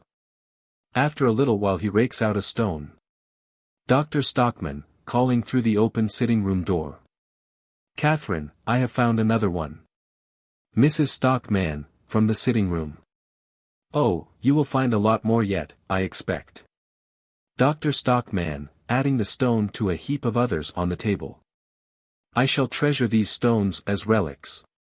Each Liv and Morten shall look at them every day, and when they are grown up they shall inherit them as heirlooms. Rakes about under a bookcase. Hasn't, what the deuce is her name, the girl, you know, hasn't she been to fetch the glazier yet? Mrs. Stockmann, coming in. Yes, but he said he didn't know if he would be able to come today. Dr. Stockmann, you will see he won't dare to come. Mrs. Stockmann, well, that is just what Randine thought, that he didn't dare to, on account of the neighbors. Calls into the sitting room. What is it you want, Randine? Give it to me. Goes in, and comes out again directly. Here is a letter for you, Thomas. Dr. Stockmann, let me see it. Opens and reads it. Ah, of course. Mrs. Stockmann, who is it from? Dr. Stockmann, from the landlord. Notice to quit. Mrs. Stockmann, is it possible? Such a nice man. Dar. Stockmann, looking at the letter. Does not dare do otherwise, he says. Doesn't like doing it, but dare not do otherwise, on account of his fellow citizens, out of regard for public opinion. Is in a dependent position, dares not offend certain influential men. Mrs. Stockmann, there, you see, Thomas. Dr. Stockmann, yes, yes, I see well enough, the whole lot of them in the town are cowards. Not a man among them dares do anything for fear of the others. Throws the letter onto the table. But it doesn't matter to us, Catherine. We are going to sail away to the New World, and Mrs. Stockmann, but, Thomas, are you sure we are well advised to take this step? Dr. Stockmann, are you suggesting that I should stay here, where they have pilloried me as an enemy of the people, branded me, broken my windows? And just look here, Catherine, they have torn a great rent in my black trousers too. Mrs. Stockmann, oh, dear, and they are the best pair you have got. Dar.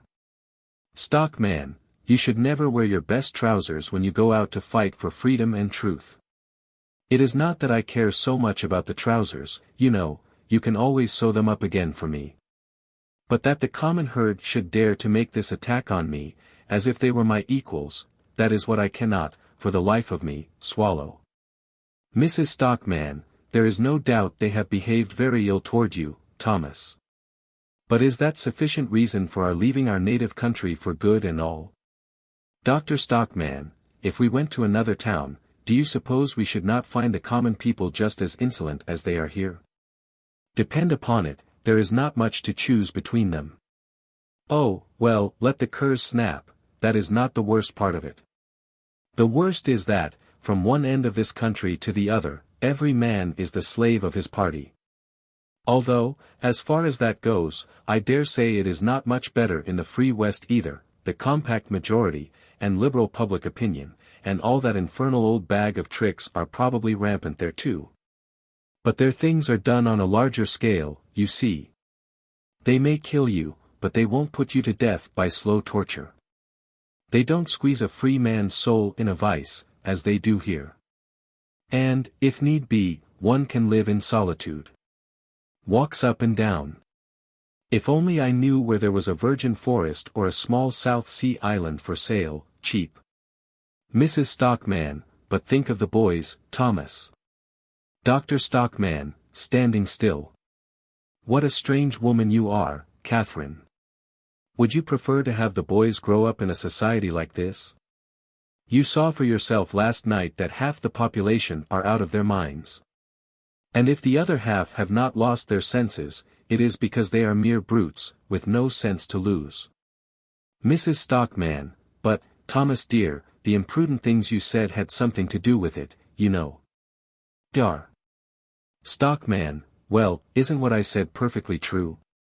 Don't they turn every idea topsy-turvy? Don't they make a regular hodgepodge of right and wrong? Don't they say that the things I know are true, are lies?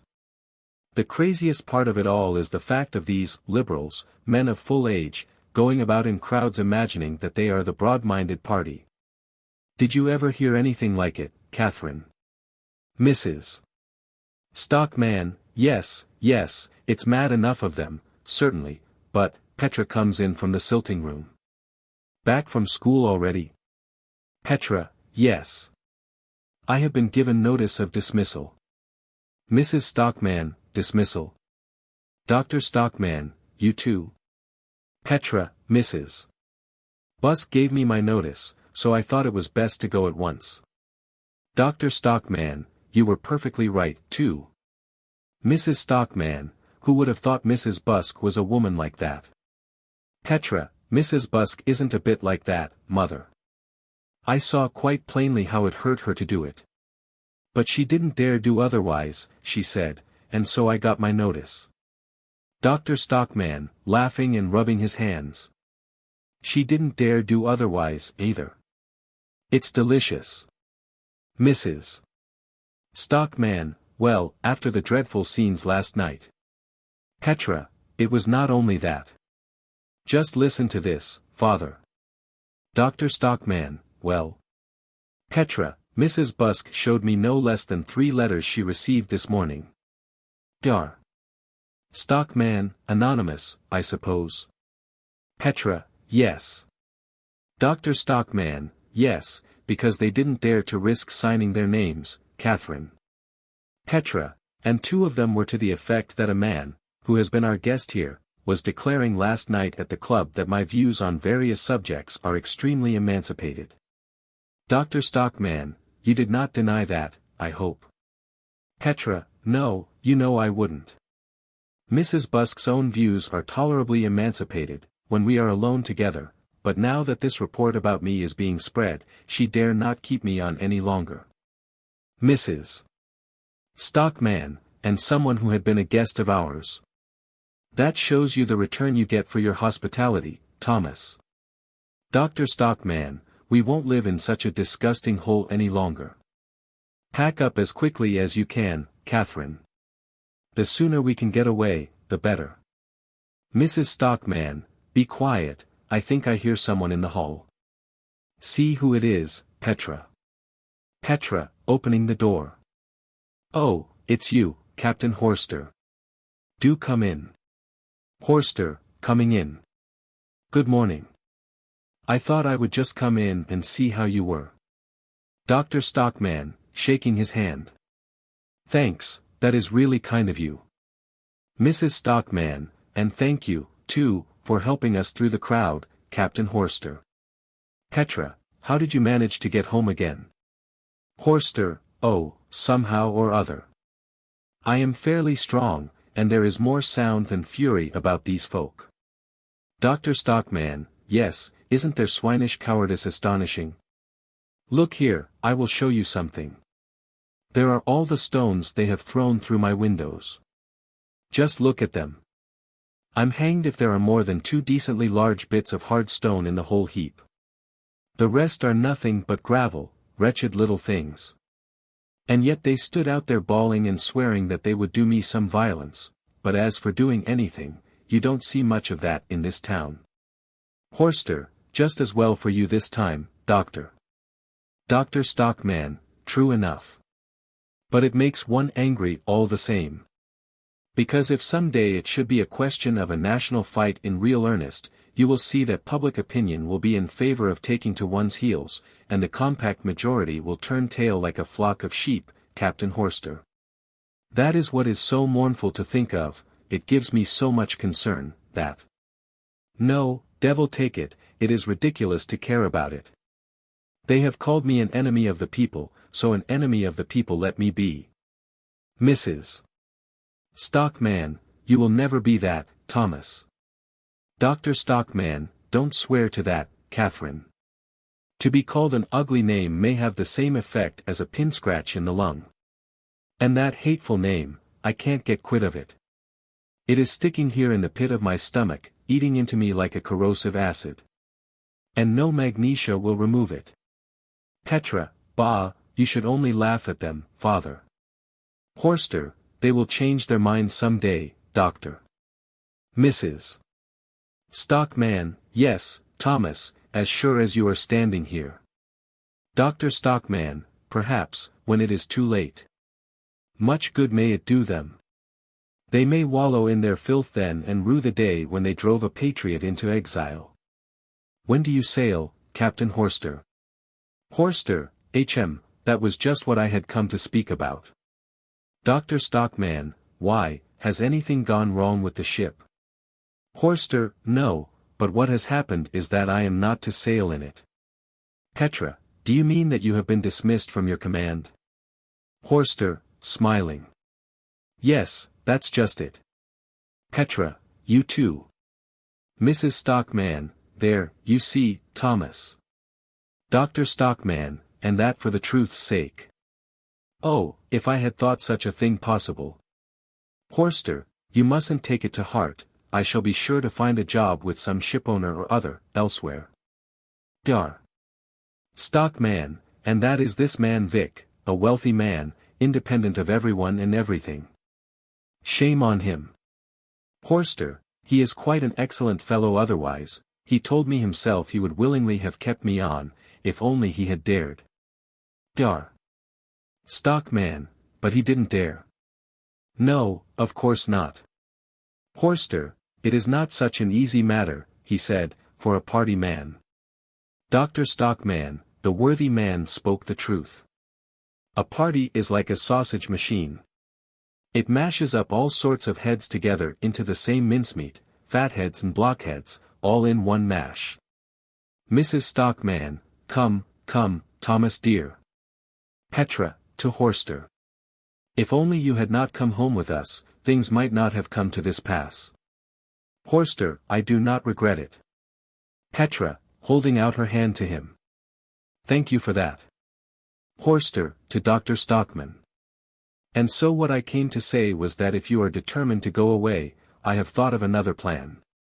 Dr. Stockmann, that's splendid. If only we can get away at once. Mrs. Stockmann, hush, wasn't that someone knocking? Petra, that is uncle, surely. Dr. Stockmann, aha. Calls out. Come in. Mrs. Stockmann, dear Thomas, promise me definitely. Peter Stockmann comes in from the hall. Peter Stockmann, oh, you are engaged. In that case, I will. Dr. Stockmann, no, no, come in. Peter Stockmann, but I wanted to speak to you alone. Mrs. Stockmann, we will go into the sitting room in the meanwhile. Horster, and I will look in again later. Dr. Stockmann, no, go in there with them, Captain Horster, I want to hear more about. Horster, very well, I will wait, then. He follows Ms. Stockmann and Petra into the sitting room. Dr. Stockmann, I dare say you find it rather draughty here today. Put your hat on. Peter Stockmann, thank you, if I may. Does so. I think I caught cold last night, I stood and shivered. Dar. Stockmann, really? I found it warm enough. Peter Stockmann, I regret that it was not in my power to prevent those excesses last night. Dr. Stockmann, have you anything in particular to say to me besides that? Peter Stockmann, taking a big letter from his pocket. I have this document for you, from the Baths Committee. Dr. Stockmann, my dismissal. Peter Stockmann, yes, dating from today. Lays the letter on the table. It gives us pain to do it. But, to speak frankly, we dared not do otherwise on account of public opinion. Dr. Stockmann, smiling. Dared not. I seem to have heard that word before, today. Peter Stockmann, I must beg you to understand your position clearly. For the future you must not count on any practice whatever in the town. Dr. Stockmann, devil take the practice. But why are you so sure of that? Peter Stockmann, the Householders Association is circulating a list from house to house. All right-minded citizens are being called upon to give up employing you, and I can assure you that not a single head of a family will risk refusing his signature. They simply dare not. Dr. Stockmann, no, no, I don't doubt it. But what then? Peter Stockmann, if I might advise you, it would be best to leave the place for a little while. Dr. Stockmann, yes, the propriety of leaving the place has occurred to me. Peter Stockmann, good. And then, when you have had 6 months to think things over, if, after mature consideration, you can persuade yourself to write a few words of regret, acknowledging your error. Dr. Stockmann, I might have my appointment restored to me, do you mean? Peter Stockmann, perhaps. It is not at all impossible. Dr. Stockmann, but what about public opinion, then? Surely you would not dare to do it on account of public feeling. Peter Stockmann, public opinion is an extremely mutable thing.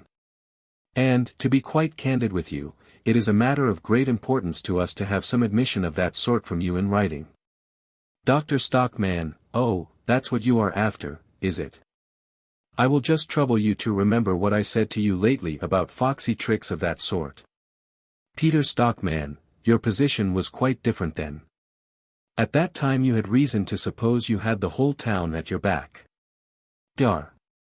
Stockmann, yes, and now I feel I have the whole town on my back, flaring up. I would not do it if I had the devil and his dam on my back. Never, never, I tell you. Peter Stockmann, a man with a family has no right to behave as you do. You have no right to do it, Thomas. Dr. Stockmann, I have no right. There is only one single thing in the world a free man has no right to do. Do you know what that is? Peter Stockmann, no. Dr. Stockmann, of course you don't, but I will tell you. A free man has no right to soil himself with filth, he has no right to behave in a way that would justify his spitting in his own face. Peter Stockmann, this sort of thing sounds extremely plausible, of course. And if there were no other explanation for your obstinacy. But as it happens that there is. Dr. Stockmann, what do you mean? Peter Stockmann, you understand, very well what I mean. But, as your brother and as a man of discretion, I advise you not to build too much upon expectations and prospects that may so very easily fail you. Dr. Stockmann, what in the world is all this about? Peter Stockmann, do you really ask me to believe that you are ignorant of the terms of Mr. Kiil's will? Dr. Stockmann, I know that the small amount he possesses is to go to an institution for indigent old workpeople. How does that concern me? Peter Stockmann, in the first place, it is by no means a small amount that is in question. Mr. Kiil is a fairly wealthy man. Dr. Stockmann, I had no notion of that. Peter Stockmann, hadn't you really? Then I suppose you had no notion either, that a considerable portion of his wealth will come to your children, you and your wife having a life rent of the capital. Has he never told you so? Dr. Stockmann, never, on my honor. Quite the reverse. He has consistently done nothing but fume at being so unconscionably heavily taxed. But are you perfectly certain of this, Peter? Peter Stockmann, I have it from an absolutely reliable source. Dr. Stockmann, then, thank God, Catherine is provided for, and the children too. I must tell her this at once, calls out, Catherine, Catherine. Peter Stockmann, restraining him. Hush, don't say a word yet. Mrs. Stockmann, opening the door. What is the matter? Dr. Stockmann, oh, nothing, nothing, you can go back. She shuts the door. Dr. Stockmann walks up and down in his excitement. Provided for, just think of it, we are all provided for. And for life. What a blessed feeling it is to know one is provided for. Peter Stockmann, yes, but that is just exactly what you are not. Mr. Kiil can alter his will any day he likes. Dr. Stockmann, but he won't do that, my dear Peter. The badger is much too delighted at my attack on you and your wise friends. Peter Stockmann starts and looks intently at him. Ollie, that throws a light on various things. Dr. Stockmann, what things? Peter Stockmann, I see that the whole thing was a combined maneuver on your part and his. These violent, reckless attacks that you have made against the leading men of the town, under the pretense that it was in the name of truth. Dr. Stockmann, what about them? Peter Stockmann, I see that they were nothing else than the stipulated price for that vindictive old man's will. Dr. Stockmann, almost speechless. Peter, you are the most disgusting plebeian I have ever met in all my life. Peter Stockmann, all is over between us. Your dismissal is irrevocable, we have a weapon against you now. Goes out. Dr. Stockmann, for shame. For shame. Calls out. Catherine, you must have the floor scrubbed after him. What's her name, devil take it, the girl who has always got soot on her nose. Mrs. Stockmann, in the sitting room. Hush, Thomas, be quiet.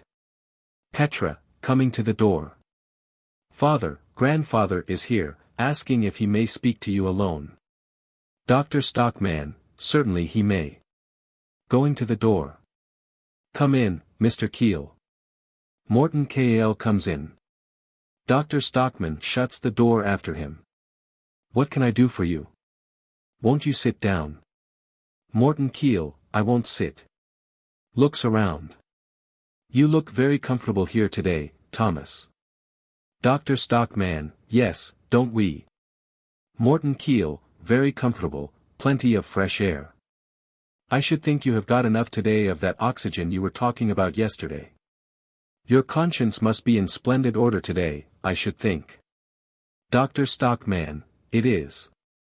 Morten Kiil, so I should think. Taps his chest. Do you know what I have got here?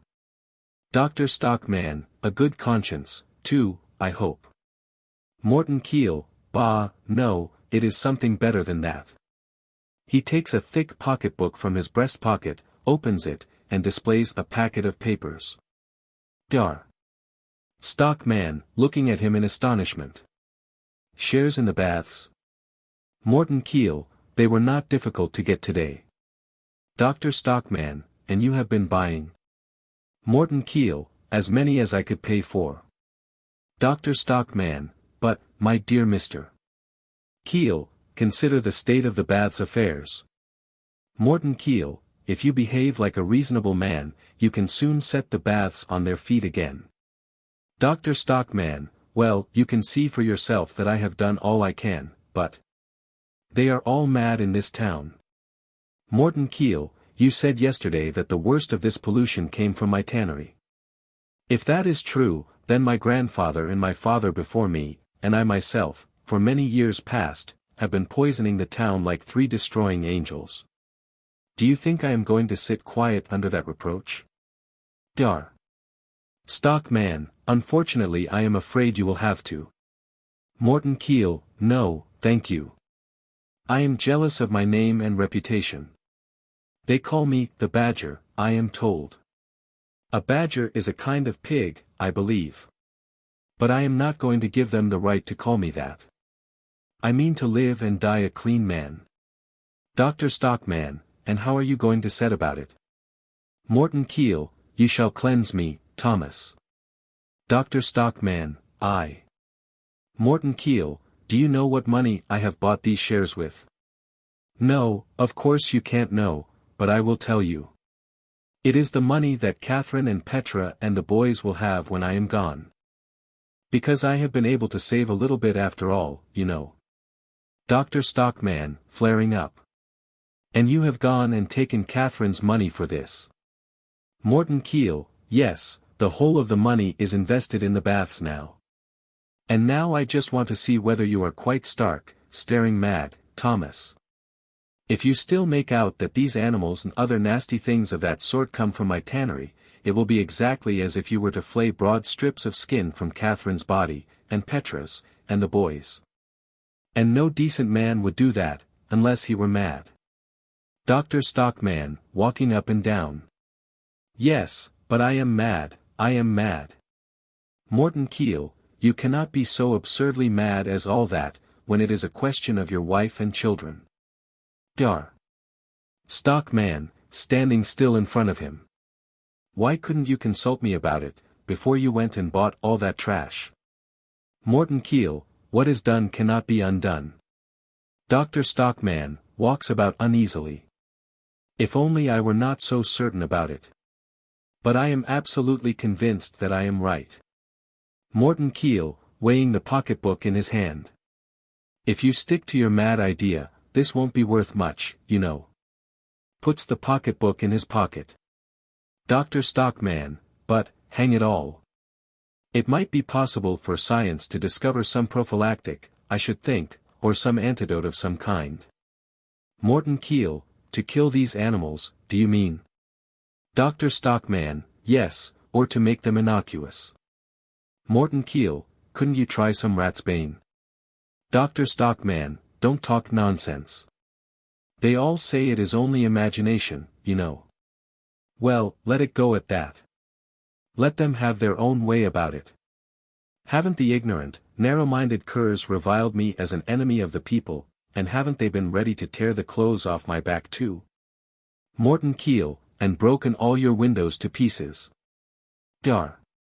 Stockmann, and then there is my duty to my family. I must talk it over with Catherine, she is great on those things. Morten Kiil, that is right, be guided by a reasonable woman's advice. Dr. Stockmann, advancing towards him. To think you could do such a preposterous thing. Risking Catherine's money in this way, and putting me in such a horribly painful dilemma. When I look at you, I think I see the devil himself. Morten Kiil, then I had better go. But I must have an answer from you before 2 o'clock, yes or no. If it is no, the shares go to a charity, and that this very day. Dr. Stockmann, and what does Catherine get? Morten Kiil, not a halfpenny. The door leading to the hall opens, and Hovstad and Aslaksen make their appearance. Look at those two. Dr. Stockmann, staring at them. What the devil, have you actually the face to come into my house? Hovstad, certainly. Aslaksen, we have something to say to you, you see. Morten Kiil, in a whisper. Yes or no, before 2 o'clock. Aslaksen, glancing at Hovstad. Aha. Morten Kiil goes out. Dr. Stockmann, well, what do you want with me?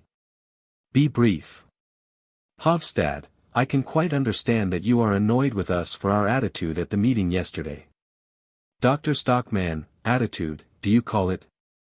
Yes, it was a charming attitude. I call it weak, womanish, damnably shameful. Hovstad, call it what you like, we could not do otherwise. Dr. Stockmann, you dared not do otherwise, isn't that it? Hovstad, well, if you like to put it that way. Aslaksen, but why did you not let us have word of it beforehand? Just a hint to Mr. Hovstad or to me. Dr. Stockmann, a hint. Of what? Aslaksen, of what was behind it all. Dr. Stockmann, I don't understand you in the least. Aslaksen, with a confidential nod. Oh yes, you do, Dr. Stockmann. Hovstad, it is no good making a mystery of it any longer. Dr. Stockmann, looking first at one of them and then at the other. What the devil do you both mean? Aslaksen, may I ask if your father-in-law is not going round the town buying up all the shares in the baths? Dr. Stockmann, yes, he has been buying baths shares today. But. Aslaksen, it would have been more prudent to get someone else to do it, someone less nearly related to you. Hovstad, and you should not have let your name appear in the affair. There was no need for anyone to know that the attack on the baths came from you. You ought to have consulted me, Dr. Stockmann. Dr. Stockmann looks in front of him, then a light seems to dawn on him and he says in amazement. Are such things conceivable? Are such things possible? Aslaksen, with a smile. Evidently they are. But it is better to use a little finesse, you know. Hovstad, and it is much better to have several persons in a thing of that sort. Because the responsibility of each individual is lessened, when there are others with him. Dr. Stockmann, composedly. Come to the point, gentlemen. What do you want? Aslaksen, perhaps Mr. Hovstad had better. Hovstad, no, you tell him, Aslaksen. Aslaksen, well, the fact is that, now we know the bearings of the whole affair, we think we might venture to put the People's Messenger at your disposal. Dr. Stockmann, do you dare do that now? What about public opinion? Are you not afraid of a storm breaking upon our heads? Hovstad, we will try to weather it. Aslaksen, and you must be ready to go off quickly on a new tack, Doctor. As soon as your invective has done its work. Dar. Stockmann, do you mean, as soon as my father-in-law and I have got hold of the shares at a low figure? Hovstad, your reasons for wishing to get the control of the baths are mainly scientific, I take it. Dr. Stockmann, of course. It was for scientific reasons that I persuaded the old badger to stand in with me in the matter. So we will tinker at the conduit pipes a little, and dig up a little bit of the shore, and it shan't cost the town a sixpence. That will be all right, eh? Hovstad, I think so, if you have the People's Messenger behind you. Aslaksen, the press is a power in a free community. Dr. Stockmann, quite so. And so is public opinion. And you, Mr. Aslaksen, I suppose you will be answerable for the Householders' Association? Aslaksen, yes, and for the Temperance Society. You may rely on that. Dr. Stockmann, but, gentlemen, I really am ashamed to ask the question, but, what return do you? Hovstad, we should prefer to help you without any return whatever, believe me. But the People's Messenger is in rather a shaky condition, it doesn't go really well. And I should be very unwilling to suspend the paper now, when there is so much work to do here in the political way. Dr. Stockmann, quite so, that would be a great trial to such a friend of the people as you are. Flares up. But I am an enemy of the people, remember. Walks about the room. Where have I put my stick? Where the devil is my stick? Hovstad, what's that? Aslaksen, surely you never mean. Dr. Stockmann, standing still. And suppose I don't give you a single penny of all I get out of it? Money is not very easy to get out of us rich folk, please to remember. Hovstad, and you please to remember that this affair of the shares can be represented in two ways. Dar. Stockmann, yes, and you are just the man to do it. If I don't come to the rescue of the People's Messenger, you will certainly take an evil view of the affair. You will hunt me down, I can well imagine, pursue me, try to throttle me as a dog does a hare. Hovstad, it is a natural law, every animal must fight for its own livelihood. Aslaksen, and get its food where it can, you know. Dar. Stockmann, walking about the room. Then you go and look for yours in the gutter, because I am going to show you which is the strongest animal of us three. Finds an umbrella and brandishes it above his head. Ah, now. Hovstad, you are surely not going to use violence. Aslaksen, take care what you are doing with that umbrella. Dr. Stockmann, out of the window with you, Mr. Hovstad. Hovstad, edging to the door. Are you quite mad? Dar. Stockmann, out of the window, Mr. Aslaksen. Jump, I tell you. You will have to do it, sooner or later. Aslaksen, running round the writing table. Moderation, doctor, I am a delicate man, I can stand so little, calls out, help, help. Mrs. Stockmann, Petra and Horster come in from the sitting room. Mrs. Stockmann, good gracious, Thomas. What is happening? Dr. Stockmann, brandishing the umbrella. Jump out, I tell you. Out into the gutter. Hovstad, an assault on an unoffending man. I call you to witness, Captain Horster. Hurries out through the hall. Aslaksen, irresolutely. If only I knew the way about here. Steals out through the sitting room. Mrs. Stockmann, holding her husband back. Control yourself, Thomas. Dar. Stockmann, throwing down the umbrella. Upon my soul, they have escaped after all. Mrs. Stockmann, what did they want you to do? Dr. Stockmann, I will tell you later on, I have something else to think about now. Goes to the table and writes something on a calling card. Look there, Catherine, what is written there? Mrs. Stockmann, 3 big no's, what does that mean? Dr. Stockmann, I will tell you that too, later on. Holds out the card to Petra. There, Petra, tell Sootyface to run over to the Badgers with that, as quick as she can. Hurry up. Petra takes the card and goes out to the hall. Dr. Stockmann, well, I think I have had a visit from every one of the devil's messengers today. But now I am going to sharpen my pen till they can feel its point, I shall dip it in venom and gall, I shall hurl my inkpot at their heads. Mrs. Stockmann, yes, but we are going away, you know, Thomas. Petra comes back. Dr. Stockmann, well. Petra, she has gone with it. Dr. Stockmann, good dot, going away, did you say? No, I'll be hanged if we are going away. We are going to stay where we are, Catherine. Petra, stay here. Mrs. Stockmann, here, in the town. Dr. Stockmann, yes, here. This is the field of battle, this is where the fight will be. This is where I shall triumph. As soon as I have had my trousers sewn up I shall go out and look for another house. We must have a roof over our heads for the winter. Horster, that you shall have in my house. Dr. Stockmann, can I? Horster, yes, quite well. I have plenty of room, and I am almost never at home. Mrs. Stockmann, how good of you, Captain Horster. Petra, thank you. Dar.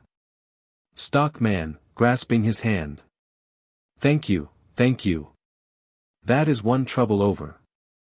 Now I can set to work in earnest at once. There is an endless amount of things to look through here, Catherine. Luckily I shall have all my time at my disposal. Because I have been dismissed from the baths, you know. Mrs. Stockmann, with a sigh. Oh yes, I expected that. Dr. Stockmann, and they want to take my practice away from me too. Let them. I have got the poor people to fall back upon, anyway, those that don't pay anything, and, after all, they need me most, too. But, by Jove, they will have to listen to me, I shall preach to them in season and out of season, as it says somewhere. Mrs. Stockmann, but, dear Thomas, I should have thought events had showed you what use it is to preach.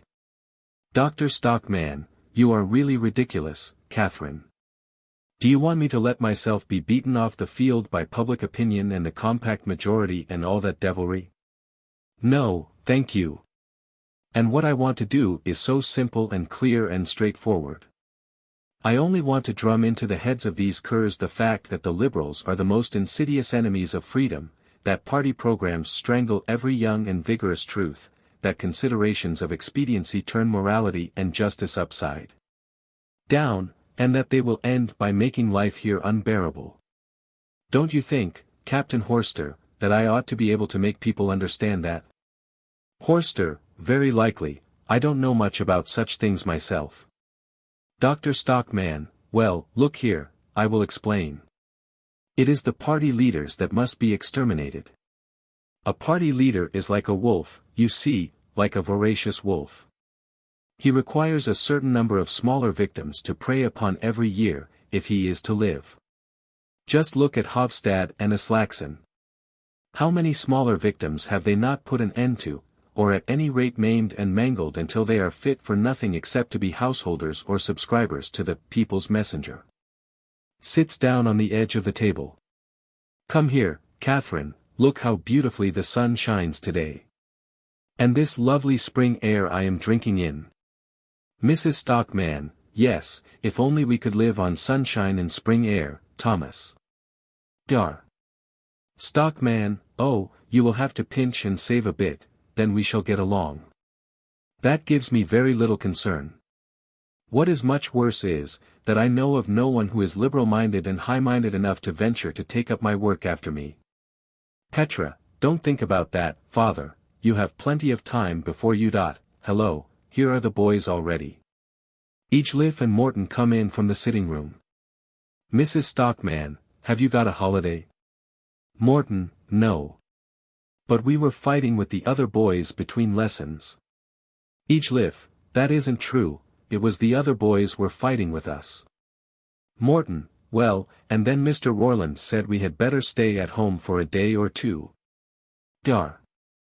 Stockman, snapping his fingers and getting up from the table. I have it.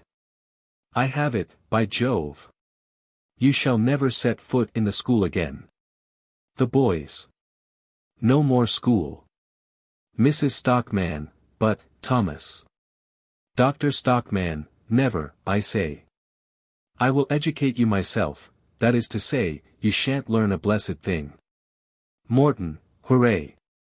Dr. Stockman, but I will make liberal-minded and high-minded men of you. You must help me with that, Petra. Petra, yes, father, you may be sure I will. Dr. Stockman, and my school shall be in the room where they insulted me and called me an enemy of the people.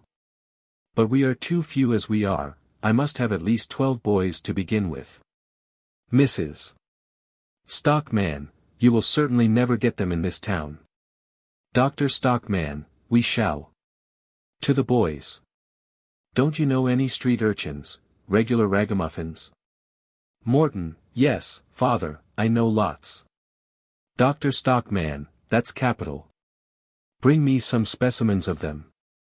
I am going to experiment with curs, just for once, there may be some exceptional heads among them. Morton, and what are we going to do, when you have made liberal-minded and high-minded men of us? Dar. Stockman, then you shall drive all the wolves out of the country, my boys. Each lift looks rather doubtful about it, Morton jumps about crying, hurrah. Mrs.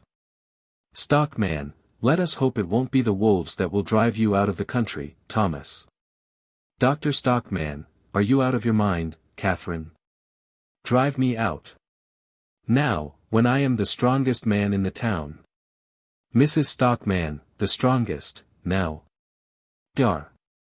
Stockman, yes, and I will go so far as to say that now I am the strongest man in the whole world. Morton, I say.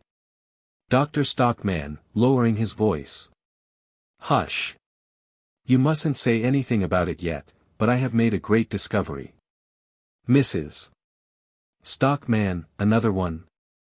Dr. Stockman, yes. Gathers them round him, and says confidentially. It is this, let me tell you, that the strongest man in the world is he who stands most alone. Mrs. Stockman, smiling and shaking her head. Oh, Thomas, Thomas. Petra, encouragingly, as she grasps her father's hands. Father. The end.